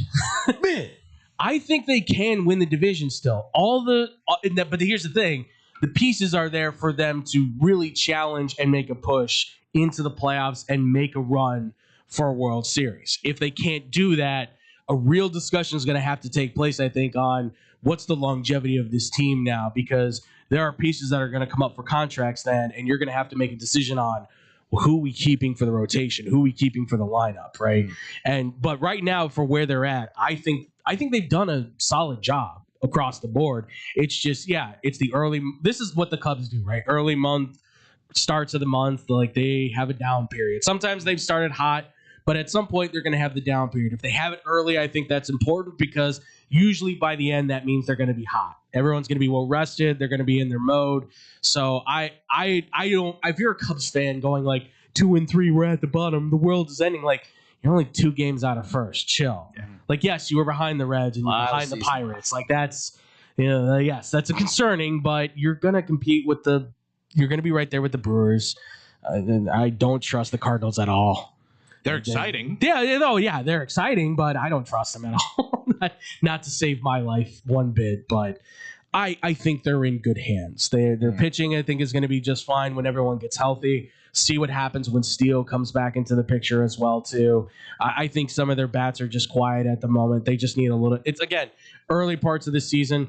Paul Skeens, you watch him and you go, opening day, rough start. He's a nice day today. He's a nice bounce back, 5 innings. Well, exactly. Like first day back, everyone's watched you for a full season now. Like they know who you are. Yeah. Come on. They've got to read on you. Okay, boom. Bad day. Well, he's going to be just fine. Become the end of the season, he should be up for the Cy Young. So I Cubs fans, relax. Frankie, especially, chill out, man. It's all good. Deep breaths. Joe, stay off of Twitter. Yeah. I can't stretch that enough. Please stay off of Twitter. He's been pretty good with that. Yeah, I'm glad. Yeah, Cubs wise, not too much together here for me. I'm on the same side. They'll probably put it together. This isn't a team that like right away you're like, oh man, we got tricked. This is not a playoff team. No, this is just a marathon. Yeah, exactly. This is going to be a team where slowly but surely they'll get in the playoff form. Whether they are or going to lead the Central, we'll see. I think the Brewers still have a pretty good. They'll be the 1-2, the 1A, 1B. It'll be a fight between those two. With I think the Reds probably as the Reds cool down, the Pirates cool down, the Cardinals probably for sure going to cool down. In my perspective, but yeah, again, anyone that's already panicking, it's just silly. You got 158 more games left. 56 to go. You're 5 games deep in. I get it. Bregman's not maybe looking like himself. Like, did you expect him to be? Notorious slow starter. Yeah, exactly. All his career, his first month is always like, oh, you're like a 760 OPS. Like, what's going on? Right. And by the end, you're like, maybe MVP talks. Yeah. So it's every year we do this. He's exactly what you needed. It's just, again, you're going to have to take your time. And also, Two, he's older. Like, you've got a couple of older pieces on this team that you're going to have to say, like, okay, it's going to maybe take a while to warm up. You're getting led by your star in Pete Crow Armstrong. Yeah. And that's the best that I think you could ask for, is that he's staying on top of it. Ian Happ is still, like, on his game. He's hit, 3 home runs now at this point? So like, everybody is playing their part. That was the new conversation of, Nico Horner got his extension. Obviously, PCA got his. Right. Is Ian Happ going to be in the talks or even at all? I'm going to lean towards no a little bit for as of right now, but we'll see how the rest of the season I was in the plays out. field this offseason of just bring Casey up and make it work. Yeah. Ship Alcantara and Ballesteros and go get you a top level arm. Mhm. Because, I mean, the Twins were avidly shopping Joe Ryan around. Oh, yeah. And saying, hey, you want him? Come get him. You're gonna have to pay up. And now you've clogged your DH spot. You're unsatisfied with the future of your outfield. If only, I don't know, you had the future of your outfield, but you've taken steps on multiple occasions with Cam Smith and with Owen Casey and been like, bye-bye, everything's all good. And now you've kind of landed in this area where you're like, well, who do we get to replace Ian Happ? Are the Cubs going to spend more money? Yeah. I doubt it. Yeah. There's no chance. So with that leadership that he brings, you get really kind of stuck. Yes, Cam Smith is playing outfield. He used to play third. I was just seeing if he was back. I remember last year they shut him down towards the end of the year. So I was wondering. I don't know if he's back, but you took assets from the positions that you eventually would need. If your plan the entire time was to extend PCA and was to extend Horner, and Horner's been amazing. He's hitting like 333 so far this year. Yeah. He has been outstanding. Why would you deplete what a lot of people viewed as a top farm system that had outfield talent when like, I get maybe you want to make the push this year, sure, and that's all fair and well, but kind of as you said, it's really annoying when it feels like teams are, okay, we'll focus on this year. Yeah. It's like, okay, well, now you've created problems next year, and we haven't solved those at all. And I feel like the Cubs are kind of eating those problems that they created for themselves. No, I'm I'm exactly with you. Like, when they traded Owen Casey for Cabrera, I did not get that at all, because that's your number one prospect. I felt that was an outfielder that you could plug and play right away. That was going to fix. And by the way, look at what he did in the World Baseball Classic. Yeah. And he's been looking incredible so far. So where are you at now with this situation where you go, Ian Happ, you've been with us, you've given us so much time, but we're probably not going to pay you. Like, that's going to leave uneasiness now in the clubhouse. Like, he's going to probably feel that heat, and you're going to have that situation of, well, if you're not going to keep me for the long haul, why are we doing this then? Then why am I here? I mean, where you said, yeah, we'll just go get Conforto to fill in the gap, which he's just been. I love Conforto for what he is. Owen Casey at 350, a homer, and 8 RBIs right now with a 991 OPS, including a walk-off. Yeah, that was a home run. Yeah, and that's the thing, is like, he's such a good ball player. Whether or and not a decent glove out there, right? Yes, yeah, exactly. Fantastic. Exactly. Yeah. It's just, I don't know if staying on the Cubs, it would have been the same thing, but for what it's the whole thing of like what could have been versus what you got.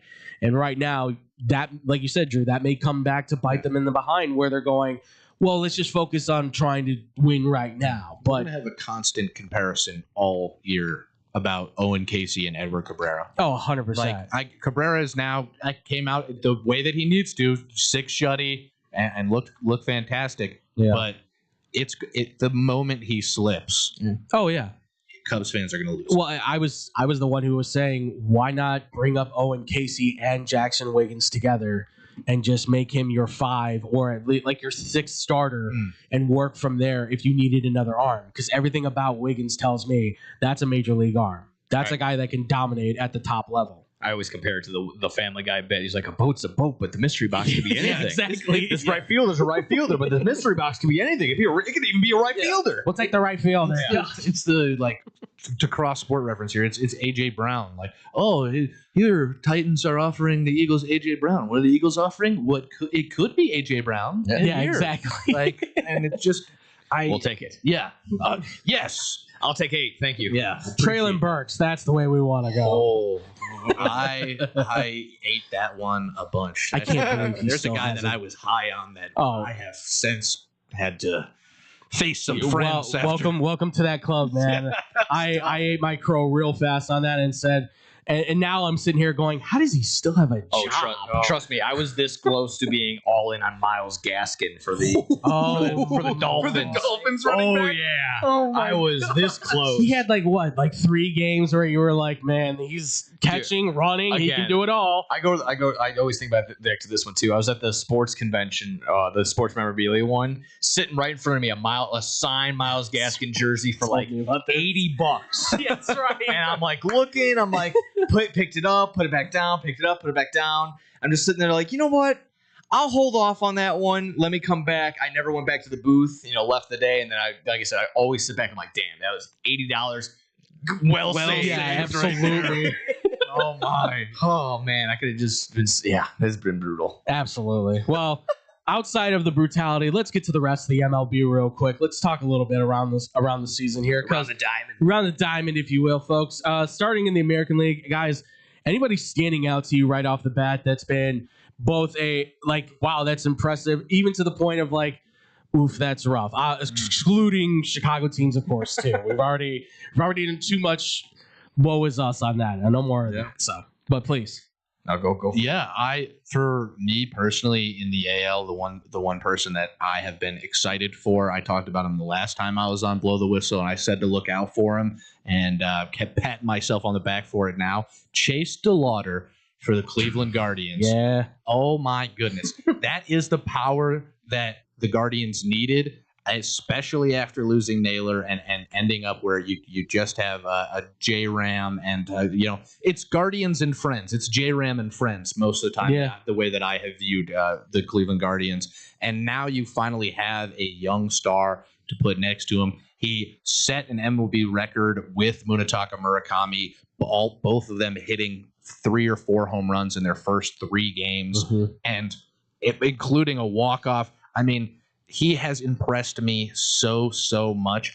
His control of the plate is good. His swing, a lot of people have serious issues with how he drifts his body forward. But I think the way that it works is he keeps his bat back so well and it stays through the zone so nicely. And he has really impressed me, and I'm really excited to see how the rest of his rookie season looks for.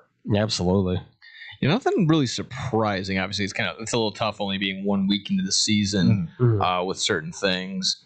Everything's kind of up to code right now in terms of just the Centrals looking kind of except for the Marlins being 5-1. Yeah, exactly. I think that the NL West up until about yesterday when everyone was 4-1 between the Braves, the Mets, the Marlins, and now the Phillies a little slow start. That's kind of a like okay, maybe you'll get back. That's par for the course, though. Yeah. That's usually what happens with them. It seems. But it seems like that'll be good to go. It seems like the Braves are kind of getting slowly back into playoff contention, playoff form. So that was nice to see on that end. But nothing crazy standing out to me. Like again, run of the mill Rockies are bad, so that makes sense. Yeah. Dodgers are good, so the NL West is checking. That checks out. I will say the two that I'm really impressed with as far as teams goes, I'm loving watching the Texas Rangers, and I'm loving watching Yordan Alvarez just be the guy for the Houston Astros right now. Like I don't know if he's just been working out or something, or maybe, they're not going to say it, but we all know it's out there. But it's just the ball's coming off of his bat just in a different kind of way. Like he is aiming for it's like, I want an MVP. I want to get this team back in the fight. I want to make sure that we're winning a title. But I'm watching the Rangers and I'm going, man, Nemo looks like he's back in the fight, with it. Seager looks like he's back on his roll. I'm watching Jake Berger now hitting too, and I'm going, yeah, exactly. I'm like, there's something with the Rangers that they're starting to put the formula together. And do they have DeGrom back? Is he? Yes. Yeah. He's officially okay. So they're locked and loaded and ready to go though, as long as everyone's healthy. Hey, take your fastball from like 104 to like 101 and still throw your slider 90 miles an hour, and you could make it through the whole season. He was like, what? I can do that? I guess it's also been cool that the Blue Jays haven't really lost a step. Losing out with Bo Bichette. We kind of talked about this earlier. Yeah.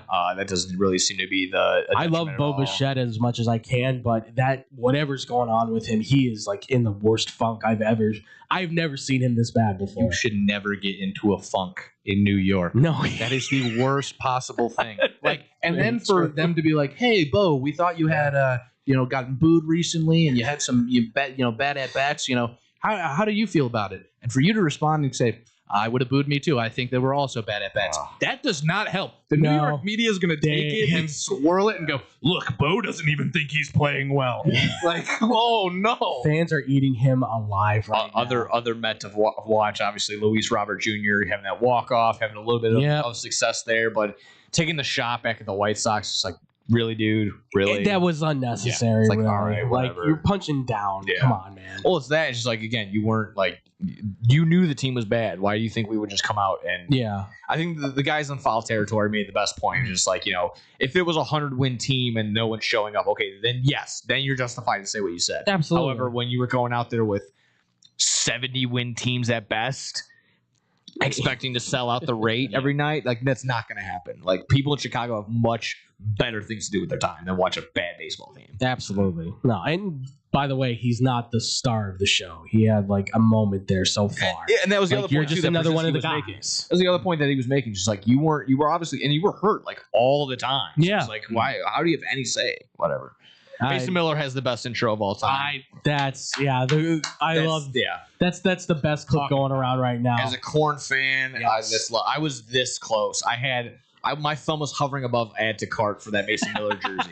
That's how close I was. My dad already asked me for a Mason Miller jersey. He goes, I've been a White Sox fan all my life. Never even thought about getting another jersey. He goes, you think we could get a Mason Miller jersey? And I was like, I would 100% get one. 100%. I mean, that intro is insanely good. I love Edwin Diaz's all day, but this match is right there with it too. The fact that nobody's ever used them as like an intro either is insane. Like that's amazing. Oh, and we went and back, intimidating. We went back and we watched the A's with Balfour would come out to Metallica. So and they would good. just lose it. Kind of on your thing there, kind of going to the Athletics. That's another guy that's surprised me and impressed not maybe surprised me, but impressed the absolute hell out of me. Shea Langoliers. My goodness. He's Major League last night, Major League Baseball leading home runs. He is one of those catchers that I think he may just have the permanent, strike zone painted on his eyes. Yes. Because it is unbelievable some of the takes that he is willing to take. And he's also been another one of those guys that has abused the ABS system. Oh, he's yeah. doing 100%. He's doing such a good job at being like, what? Like, no. That was a great one too with Salvador Perez just having a day with was that Buckner or who was that? No, Buckner was the Phillies no. Yeah, Buckner was the Phillies game, but the one you're talking about with Salvador, he wasn't doing 3 straight. Yeah, he just and he got them all right too. Yeah, and the ump is just looking at it, just like, come on, man. And I think that's been nice. As I don't think any one of us have ever been were anti ABS, but it's been a nice transition of having it still in there and not being like, it's so slow. No, it's just bang. It's bang, like less than a minute. Yeah, I've enjoyed the suspense of it too, where you're all of this yelling that we've done for years and years at our TV is vindicated now. When you're like, that's a ball, and then he's like, and they're like, off by 0.2 inches. That was a ball. Yeah, that's correct. Yeah, it's a beautiful thing too, because now it's exposing a lot of these umpires and showing, hey, CB Buckner. Yeah, poor. I almost feel bad. Well, that's the one guy I wish Angel would just come back and just give us one game. One game under just ABS. One game under. And I said when we were talking about ABS and he was retiring, I said this is exactly the reason why he has to be retired. He'd find a way to say that ABS is racist. Oh, of course. He would find every reason to say it's discriminatory again. Yeah. It's like, no, dude, you just are bad. You're just terrible. And or betting. Like I'm also on that boat too. Like he had to be working with Vegas to some degree. You can't be that terrible and not tell me you don't have like money on that much money. You go to the probably the worst optometrist ever. Oh my gosh! Like, yeah, your out. eyes are crossed as hell, my guy. It doesn't make any sense. Like Buckner CB, he missed 20 calls. They literally got lucky that they ran out of challenges on him. They were able to turn 6 out of 8 on him. He missed a guy running to first base. He said he was out yesterday. Yeah, that was ridiculous. What are we talking about? This is crazy. Like he's going all of his way, and you're gonna just go, like, what is wrong with you? I love it. I love the fact that the AB, and it's not doing, like you said, Nick, it's not a detriment to the game. It's not slowing it down. The pitch clock, ABS, it's all adding new features to baseball that it's needed probably for a long time, but because purists were like, we can't change the game we love. No, it's okay. Transform. And what's happened to baseball? Viewership is up through the roof right now. People are watching like crazy. People have bought the MLB package like insane amounts. It's up like 50%, I think they said. Something like that. Thank you, T-Mobile. Got it for free. Yeah, exactly. I love the confidence of some of the guys that are like, they think it's a ball, they walk off, they call it a strike, and they're still taking their gear off. They're like, no. They'll tap it, and that's like the Steph Curry 3 turning around before you even know it's in the bucket. That's what I know it's good. Are you kidding me? Oh, yeah. I just saw that I'm ball. loving that. And then there's gonna be for sure the one where the guy's taking the gear off. He's like, actually, no, you were wrong. Get back in the dugout. Yeah. Dumbass. The one that Nick Young of the baseball world. The complete opposite of Curry. The Quan one during opening week was it got right. It was like right down the pipe. And he's like, well, Quan looked at me. He's like, no, check that, I guess. Like that is all. It's entertaining to see like the back and forth between the two. But I'm like, if you're an umpire, I understand it might sound silly. You cannot take it personally because we've already had 3 ejections of managers based off of arguing. What are you arguing with? The computer? Like the ump? And in the end of this, the ump is taken out of their hands. He goes, I don't know. What did you think up there? The one with Ryan Helsley for the Orioles now, where Helsley throws it, he immediately taps his head, and it's like, well, it just takes a little bit longer to go up on the screen and show you that it was a strike. And the opposing manager loses it to the point where it's like, okay, well, now we got to kick you out of the game, and you're not arguing with me. Why are you going I told so you were right. He overturned it. Like, what do you want from me? Why are you going ballistic? Sorry, the computer got it right. Like, what do you want? This is why we have this here. Which I think this is where you might see a lot more of that, where managers will make the argument against it. So there might be more ejections. There may even be a point where umpires get fed up potentially with this. Because like you said, they shouldn't be taking this personal. But some will take it as an upfront, as you're questioning our abilities to call a game. And it's like, well, to some degree, I guess we kind of have to, because look, how many games have been decided on balls and strikes or on your own call because we saw the ball go this way or that way on a side. Like, we needed something to help manage the game. That's why soccer said, well, let's get the VAR. Let's get the VAR system in. And what's done? It's only helped enhance the game. It's even helped scoring. Like, we've seen far more scoring in soccer on an international and club side than we've ever seen before. And why? Well, because now we have the VAR system in place to make sure that those goals count. They're not offsides. It only helps to benefit. Even in tennis. Look at tennis. Tennis has improved because they've had that for years. And it's only helped improve the game to the point where I'm like, yeah, I'll watch a tennis match. And I never would have done that. I mean, that's literally, I would watch when I would go to my grandma's and she'd be watching tennis, and they had that little thing like, oh, the ball was just got the little millimeter of the line. I'm like, why is that not in the MLB? Right. How do we not have that? Why is that not in the NFL? Why does not every sports league have something to that equivalent to check the spot of the ball or anything like that? Let's bring out the chain gang. Let's bring out the chain gang and let me use that little piece of paper. Oh my gosh. The index card. All right, if it fits right in here. Hold on, I got to move it a little bit. Wait, you're moving the ball. It's just such a headache, but I love it. And baseball in itself, I think this is going to be, I think, a special year for the MLB too, because a lot of new young stars are starting to make their approach and starting to make their call. I'm very impressed with a lot of the no names that are going to start, I think, becoming the names. This is going to, again, it's the early parts. Not everybody needs to freak out. We're 6 games in. Yep. Folks, it's 162 games. We got a lot more season to go, and I am super thrilled to see what happens here, ladies and gentlemen. Super thrilled.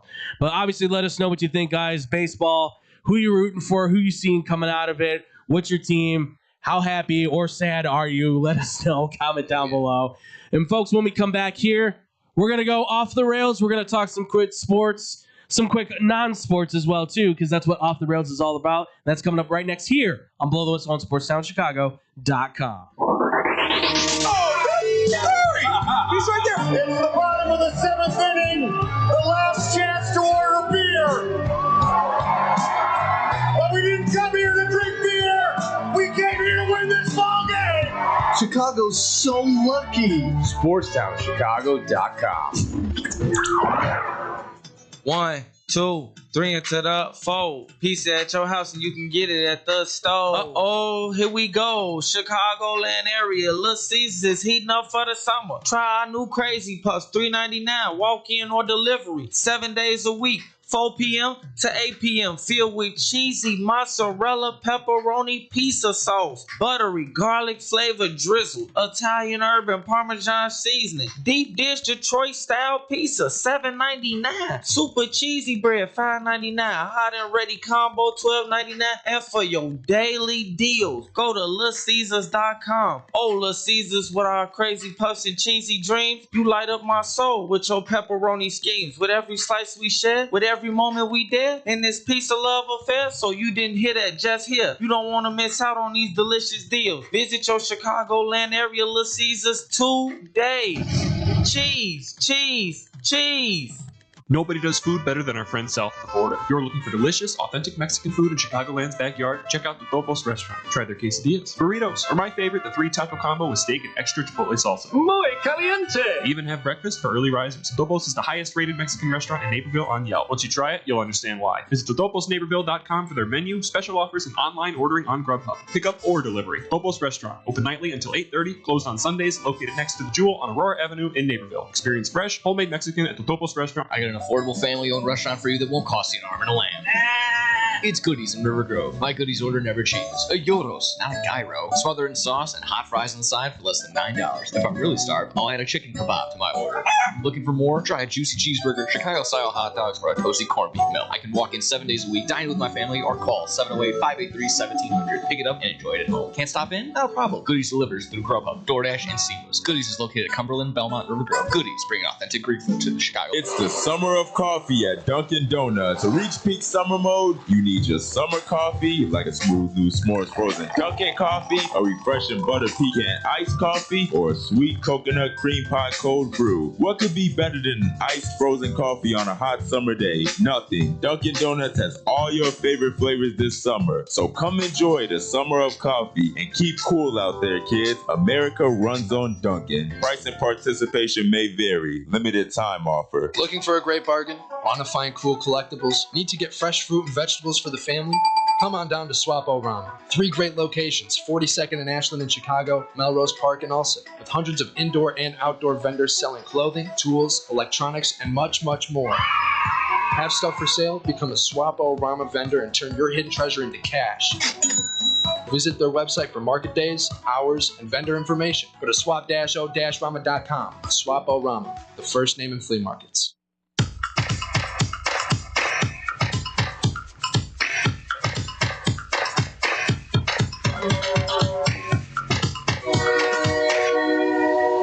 Blow the whistle. Going off the rails. The train!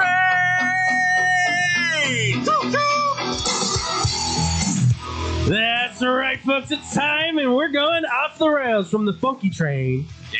To going off the rails here, folks. This is the part where we usually talk. We can be sports, non-related sports, but we just kind of just rant and rave and find stuff to kind of talk about. We definitely have to do a You're Killing Me Smalls again at some point. Oh, yeah. It has been a minute, and I have some that have been just sitting here brewing. Oh, yeah. I've been thinking about that. I'm like, you can mix that in now if you want. we can if we want. Well, let's do that because my off the rails / You're Killing Me Smalls, if you will, is for Tiger Woods because I listen, I was not a golf fan growing up, but I had the opportunity to witness a a phenom of a sport come into play and be in his prime. Not understanding it because I didn't get into sports until high school, which was 07, to date myself. But yeah, I was 6. Oh, jeez. Why, Drew? Sorry, I had to. It's fine. It's fine. But like, it's Born in 06, you said? No, I was 6. He was Oh, 6. gotcha. Sorry. But yeah, it was one of those things where I still had a chance to witness his greatness, along with then, obviously, he had the fall from grace and then the kind of resurgence, winning back of majors and everything back from all. Definitely the rise, the fall, the rise again, and the fall again. And then the fall again. And we've seen now not only the fall, but what has seemed to be a tumble. As if you don't know, he was recently caught speeding in a 35-mile-per-hour zone, crashed the car, rolled it, crawled out of the car. Then as the police were checking him over, made sure he was okay, they did a breathalyzer. He came back zeros, which is good, but then refused to take a blood test and give a urine sample, which then he was then arrested and booked on a DUI. And just looking at his photo, it just looks like a guy who is just completely down. Yeah, like completely dejected. He is hit. I don't know if he's hit rock bottom, but he's probably as close to it as I think he can probably get at this point. Can you hit rock bottom twice?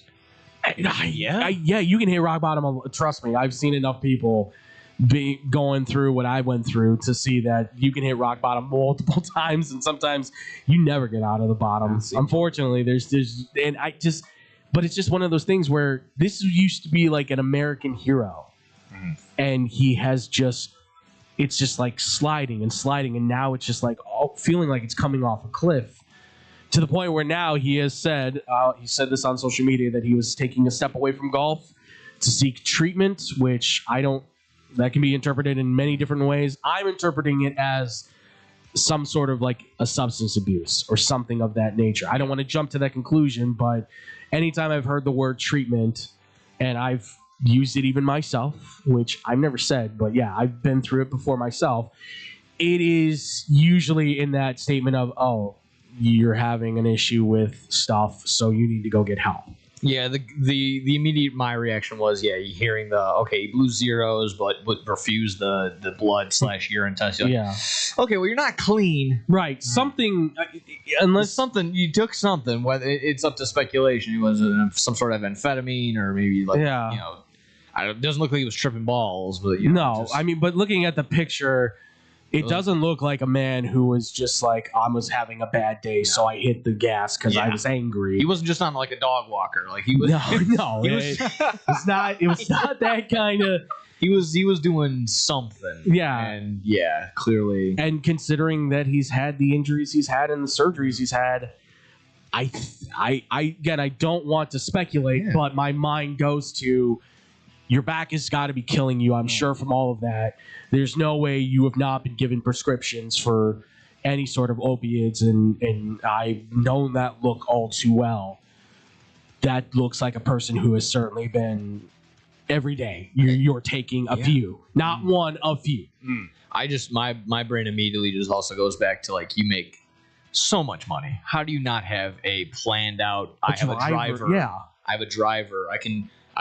Dude, you can afford Uber XL or whatever the he certainly can. Uber Premium or whatever the black. Yeah, there we go. Whatever the most expensive one is. Even Uber helicopter, you probably got that one too. Yeah. He has all the fixings right in front of him. It's just like, nah, I'm good. I'll drive high as all can be. Seriously. Yeah. That's kind of something that I kind of focused on too, was like, this is not the first time. No. We were due for a Tiger Woods story. We have been through this. Like, Tiger got pulled over after he smashed his car into tiny, tiny pieces one too many times. Right. And kind of how you were saying, like, his reputation as like the greatest or one of the greatest golfers of all time. Yeah. And then this true like American kind of like hero where you're like, wow, he grinded since he was a kid, and the child prodigy come to fruition absolutely. As the star. It's this story-built story, and so it's both sad and puts in like a very like heavy light of like somebody needs to step in his circle or something of the sort to help him if he will not help himself, because it's getting to the point where it's like, you will hurt somebody. Yeah. And it all of my empathy for you will quickly leave the window when you go out there and you like you said, you have access to money, you have access to every rideshare app under known demand, including a helicopter. They have access to stuff we don't even have any sort of idea. That's the thing is for somebody who may have that issue going on with them, where you may have a substance The issue. connections they have are endless. Yeah, you have a lot more opportunities to say, but I don't have to do this, this, and that. There are people who do this stuff in their car and then they go off and drive because that's where they live, or that's where they need to be for the time being, or something. Like, you could have just said, like you said, I need somebody to come pick me up. Here's an Uber.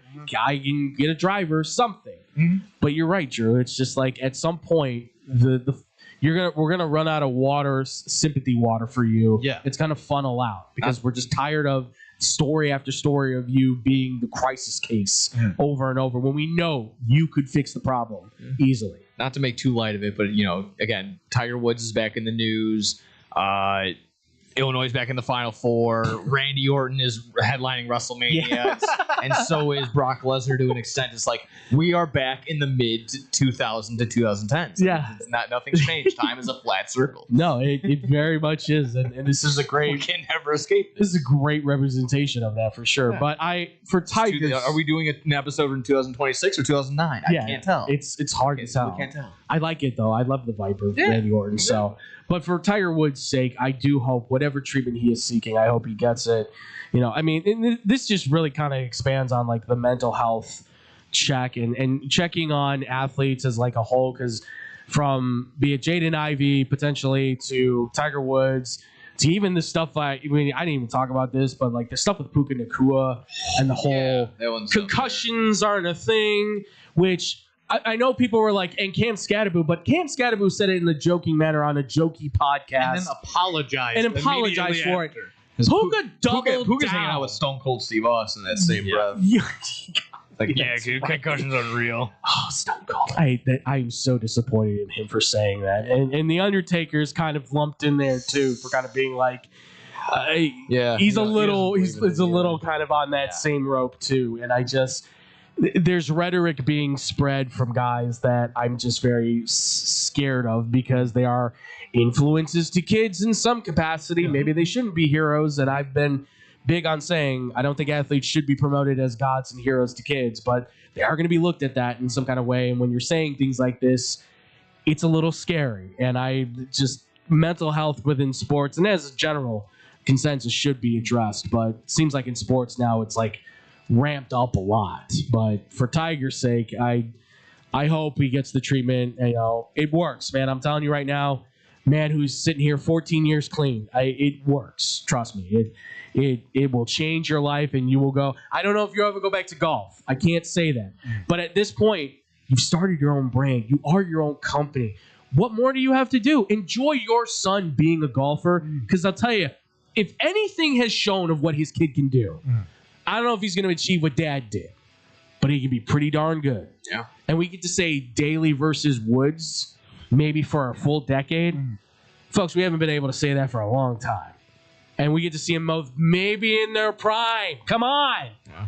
Young Daly, there's no paternity test needed. I saw that interview the other day, and I was like, that is Daly's kid. Oh, so like, hey, so you're leading going into the weekend. How do you feel about everything? Are you going to go hit some extra shots trying to work on, what you want? And he was like, no, I'm tired. I'm probably going to go lounge and do nothing all day. And I was like, dude, you are Daly's kid. I don't need any more proof. If he had a stogie in his mouth, it would have been spot on, honestly. Or not, if he would have had a cigarette. It's a new kid now, so it's a geek bar. Yeah, exactly. It's just hanging there. Yeah, I see it. Some sort of vape, yeah. And that's the thing, is like the future of golf. It's great to see the two big names from the golf game have brought in these two youngsters that I think can be generational talents to help shift the power. I mean, if anything, but talent seems to be there too, which is great. So, but to Tiger, all the best. And of course, yes, 100%. I forgot that's what this was too. Yeah, you're killing me, small. Yeah. Yeah, no, that's a great way to put it, honestly. Yeah, Tiger, what are you doing? I mean, I do have the funny story as well too. Sure. about the what is it, the hacky sack dude, or not the hacky sack dude, the cornhole professional guy. Yeah, this one's The quadriplegic cornhole guy. Which don't go. That's a huge part of this. That's I can't even get the story out because it's not a joking matter. It shouldn't be. No, but there's the undertones of it are just it's hilarious in the undertones of it, because he did shoot somebody, shot and killed. Am I correct in that? I believe Okay, yes. it is a serious issue. It's just he is a quadriplegic, and I'm just curious. No, it's gonna look crazy when you get the when you get the 5-man lineup and you're like, all right, go ahead, point to the guy that you think did it. Yeah. It's a tough visual. Even reading the ESPN notification come across my phone, I was like, quadriplegic cornhole champion shoots somebody? I was like, I don't understand. This would have been one if this came out today on April 1st. Like, oh, that's ESPN's pulling my leg. No, yeah. it's not his. Yes, you can't put it on the board. Yes, Nick swinging big and going yard. Oh man. Well, he's not. That's for sure. Yes. Oh my god. I mean, because I read it and I'm like, this has to be the joke of I forgot the dude's name, but it was when they were doing the pizza review and that one guy with no arms passes by. Dave Portnoy. Yeah, Portnoy was doing it, and then you find out that guy was arrested for armed robbery, but he has no arms. And it's a tough one. I get it's a serious topic, but it just threw me off because I was like, no, this has to be like The Onion. Yeah. No. And I was like, no, this is a legitimate Twitter account. And then I was like, I saw it on Instagram, and then I saw it on ESPN, and I'm like, oh, so this is like a real, somebody either pulled a prank and everyone's believing it, That's or the this real is life legitimate. Stuff. That's the real life stuff. You sit there and you're like, damn, I want to be creative. I want to think of something funny and new, and just like that happens in real life. You're like, I would have never thought about that in a million years. 100% would never. Like that context would have never dropped in my head. No, like you could have told me that was going to be the next, which is probably going to be the next South Park episode, I'm sure. Like, I don't see how they can't. Like, they're too creative to not do something with it. But I immediately I went to the comments on that thing because I'm like, I have to see what people are saying. And they did not disappoint one bit. I'm not going to say any of them because I'm going to just let you guys go have fun with that all over the internet. I'm sure some of you may have even been a part of that, but it is just again, it's a serious conversation. It's a serious topic, but it's a headline that I just could not believe I would one day be witnessing. It blew my mind. Even zooming out is hard. I don't even think man with no arms shoots gun, and you're like, even that is, you're like, still need more. Just how I'm flabbergasted. Was it contraption? I didn't even read the article. I wish I would have read the article. I just did it. I stopped after the headline and went straight to the comments because I just had to know. Yeah. My God. I got one. We're gonna for sure go over it tomorrow because we didn't get to it last week on BK Dub. Yeah. But this has to be the same one. Mm-hmm. So a former director of a daycare in Brooklyn allegedly stole millions in tuition payments, which she used when it was all the money was audited and looked through. Mm-hmm. Says it was used for WWE tickets and expensive vacations throughout the United States. Over $350,000 went towards WWE tickets. So for sure, without a doubt, this lady not only went to WrestleMania, she probably did the last meet and greet with John Cena. Oh yeah, probably did a whole thing. Whole Vegas trip. Oh, with this. Can we get a picture of this one? I want to see her in I want to be able to dissect her in all the photos, in the background of things. This is her. On our side, we can see it. Okay. She's because I want to be able. I want to be able to be like she was in front row of right here. You gotta find her now. Yeah, exactly. Right next to green shirt guy with a smiley face. 100% yes. I am now. This is another character I can now go try and find. That's the lady that stole all that money. Oh, that's amazing. You look in her closet, just all the the chairs you can take from the pay-per-views. It's every John Cena colorway from each city. All the belts that they were doing at every city. Oh, That'd be amazing. Yeah. Oh wow. So yeah, that's a big one. That's kind of that happened a week ago, but we've been sitting on that for a while now. Oh, that's beautiful. I'm gonna butcher this name entirely. Yeah. Morelli Mischek. Murielle, first name Muriel Mischek, I'm guessing. Okay. Miszczak. 43 was promoted to director of German language immersion daycare Kinderhaus in 2020. Danhausen. After previously serving as a program coordinator in 2013. So yeah, yes, you are cursed. Yes. Muriel. By the way, Danhausen, don't ever stop doing what you're doing. Did you hear I saw that there was a speaker of like ASL talking about Danhausen's "You Are Cursed," and he does like "You Are." Oh, does he? I did not know that. Yeah. Like his hands, and I was like, okay, wow, like for like representation's sake and like a whole bunch of stuff like that. I was like, that is so cool that like even though they can't hear him, they can literally see him saying "You are." That's cursed." amazing. Literally, just I think a couple days ago, there's like a daddy-daughter. The daughter's deaf, and I believe the dad is. I'm not sure, but either way, they still communicate that way, and that was the viral video. She's like, I know when she's doing the Danhausen. You know, she's signed. I'm doing horrible. Yeah. That is no idea what signing is. Obviously. That I did not. I did not know that. That is. She was. How can you hate this man? Like anybody not who at all. anybody who hates this man, you are cussed. Yes. That's.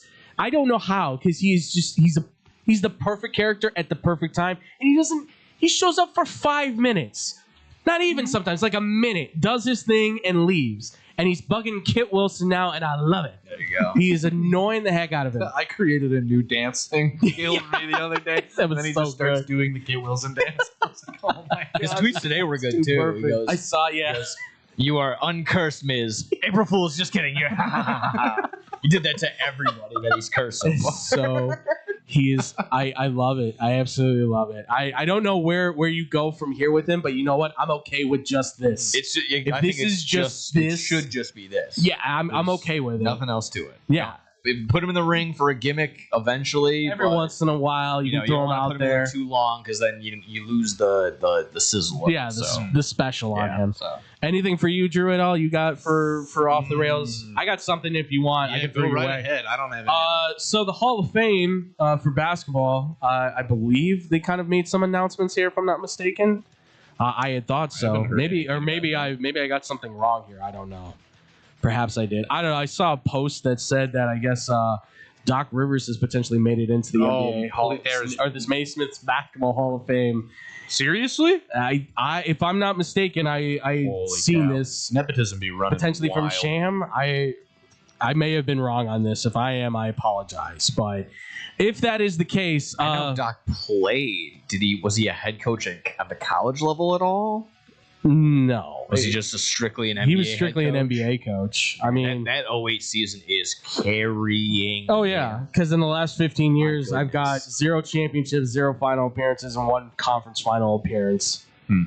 But that would classify as a Hall of Famer. Perhaps I got this wrong. I'm not certain. Nope, you're absolutely correct. Okay, I just want to Amari make sure. Stoudemire, Candace Parker, Ella Deladon. So two of like the greatest WNBA players ever. I was gonna and say one admired power forward and Doc Rivers. 2 of the 4 made sense. Amari Stoudemire, you can make an argument on. Admired powerful. Yeah, That's really kind of. He's like the Hall of Very Good. I don't know if I would put him in the Hall of Fame, but I get it. Like he You was. look back and you go, yeah, you are. Yeah, the Knicks paid you a lot of money to do a lot of whole nothing. So they really thought that Carmelo Anthony, Amari Stoudemire thing was going to work. He did that really cool dunk in the dunk contest. Yes, he did. Steve Nash off his head. I just. He played with Kevin Johnson, man. Yeah, had to mean something. But I just don't understand. Like I respect Doc Rivers for what he's done as a coach. A lot of people love him. I get that. But the 1 championship can't be it for him right now. Like he's not done enough. Yes, you brought Orlando back to resurgence. You got Boston its other championship. Congratulations. You gave the Clippers another sense of life. Like, you actually gave them life. I will give you that. But outside of that, you've really been just a mismatch of just missed opportunities and old school ideologies that I think are falling now by the wayside more and more so, that are starting to make him look like a dinosaur in terms of what the NBA has become, where we're seeing Wembanyama and Luka Doncic really just tearing it up right now. The two guys who I would say are front runners for the MVP, but who's Doc Rivers in charge of? The Bucks. Oh, good. Oh, wonderful. What are they doing right now? They're possibly getting ready to ship Giannis and start all over again. Is his entire Hall of Fame case hung on the fact that he's the 6th winningest coach in NBA history? I think that's it. You've got a championship. Made one All-Star as a player. Yes. And he has one championship as a coach. So accolades-wise, there's not a whole lot to be like, wow, Doc Rivers. But you win games in the regular season. Right. So that's enough for us to go, yes. Your stats were pedestrian for the NBA. Yeah. Your coaching has been wonderful with the games you've won, but you have the one, like you said, the one championship. I don't even think he's got a coach of the year. Or maybe he does. Maybe he has one.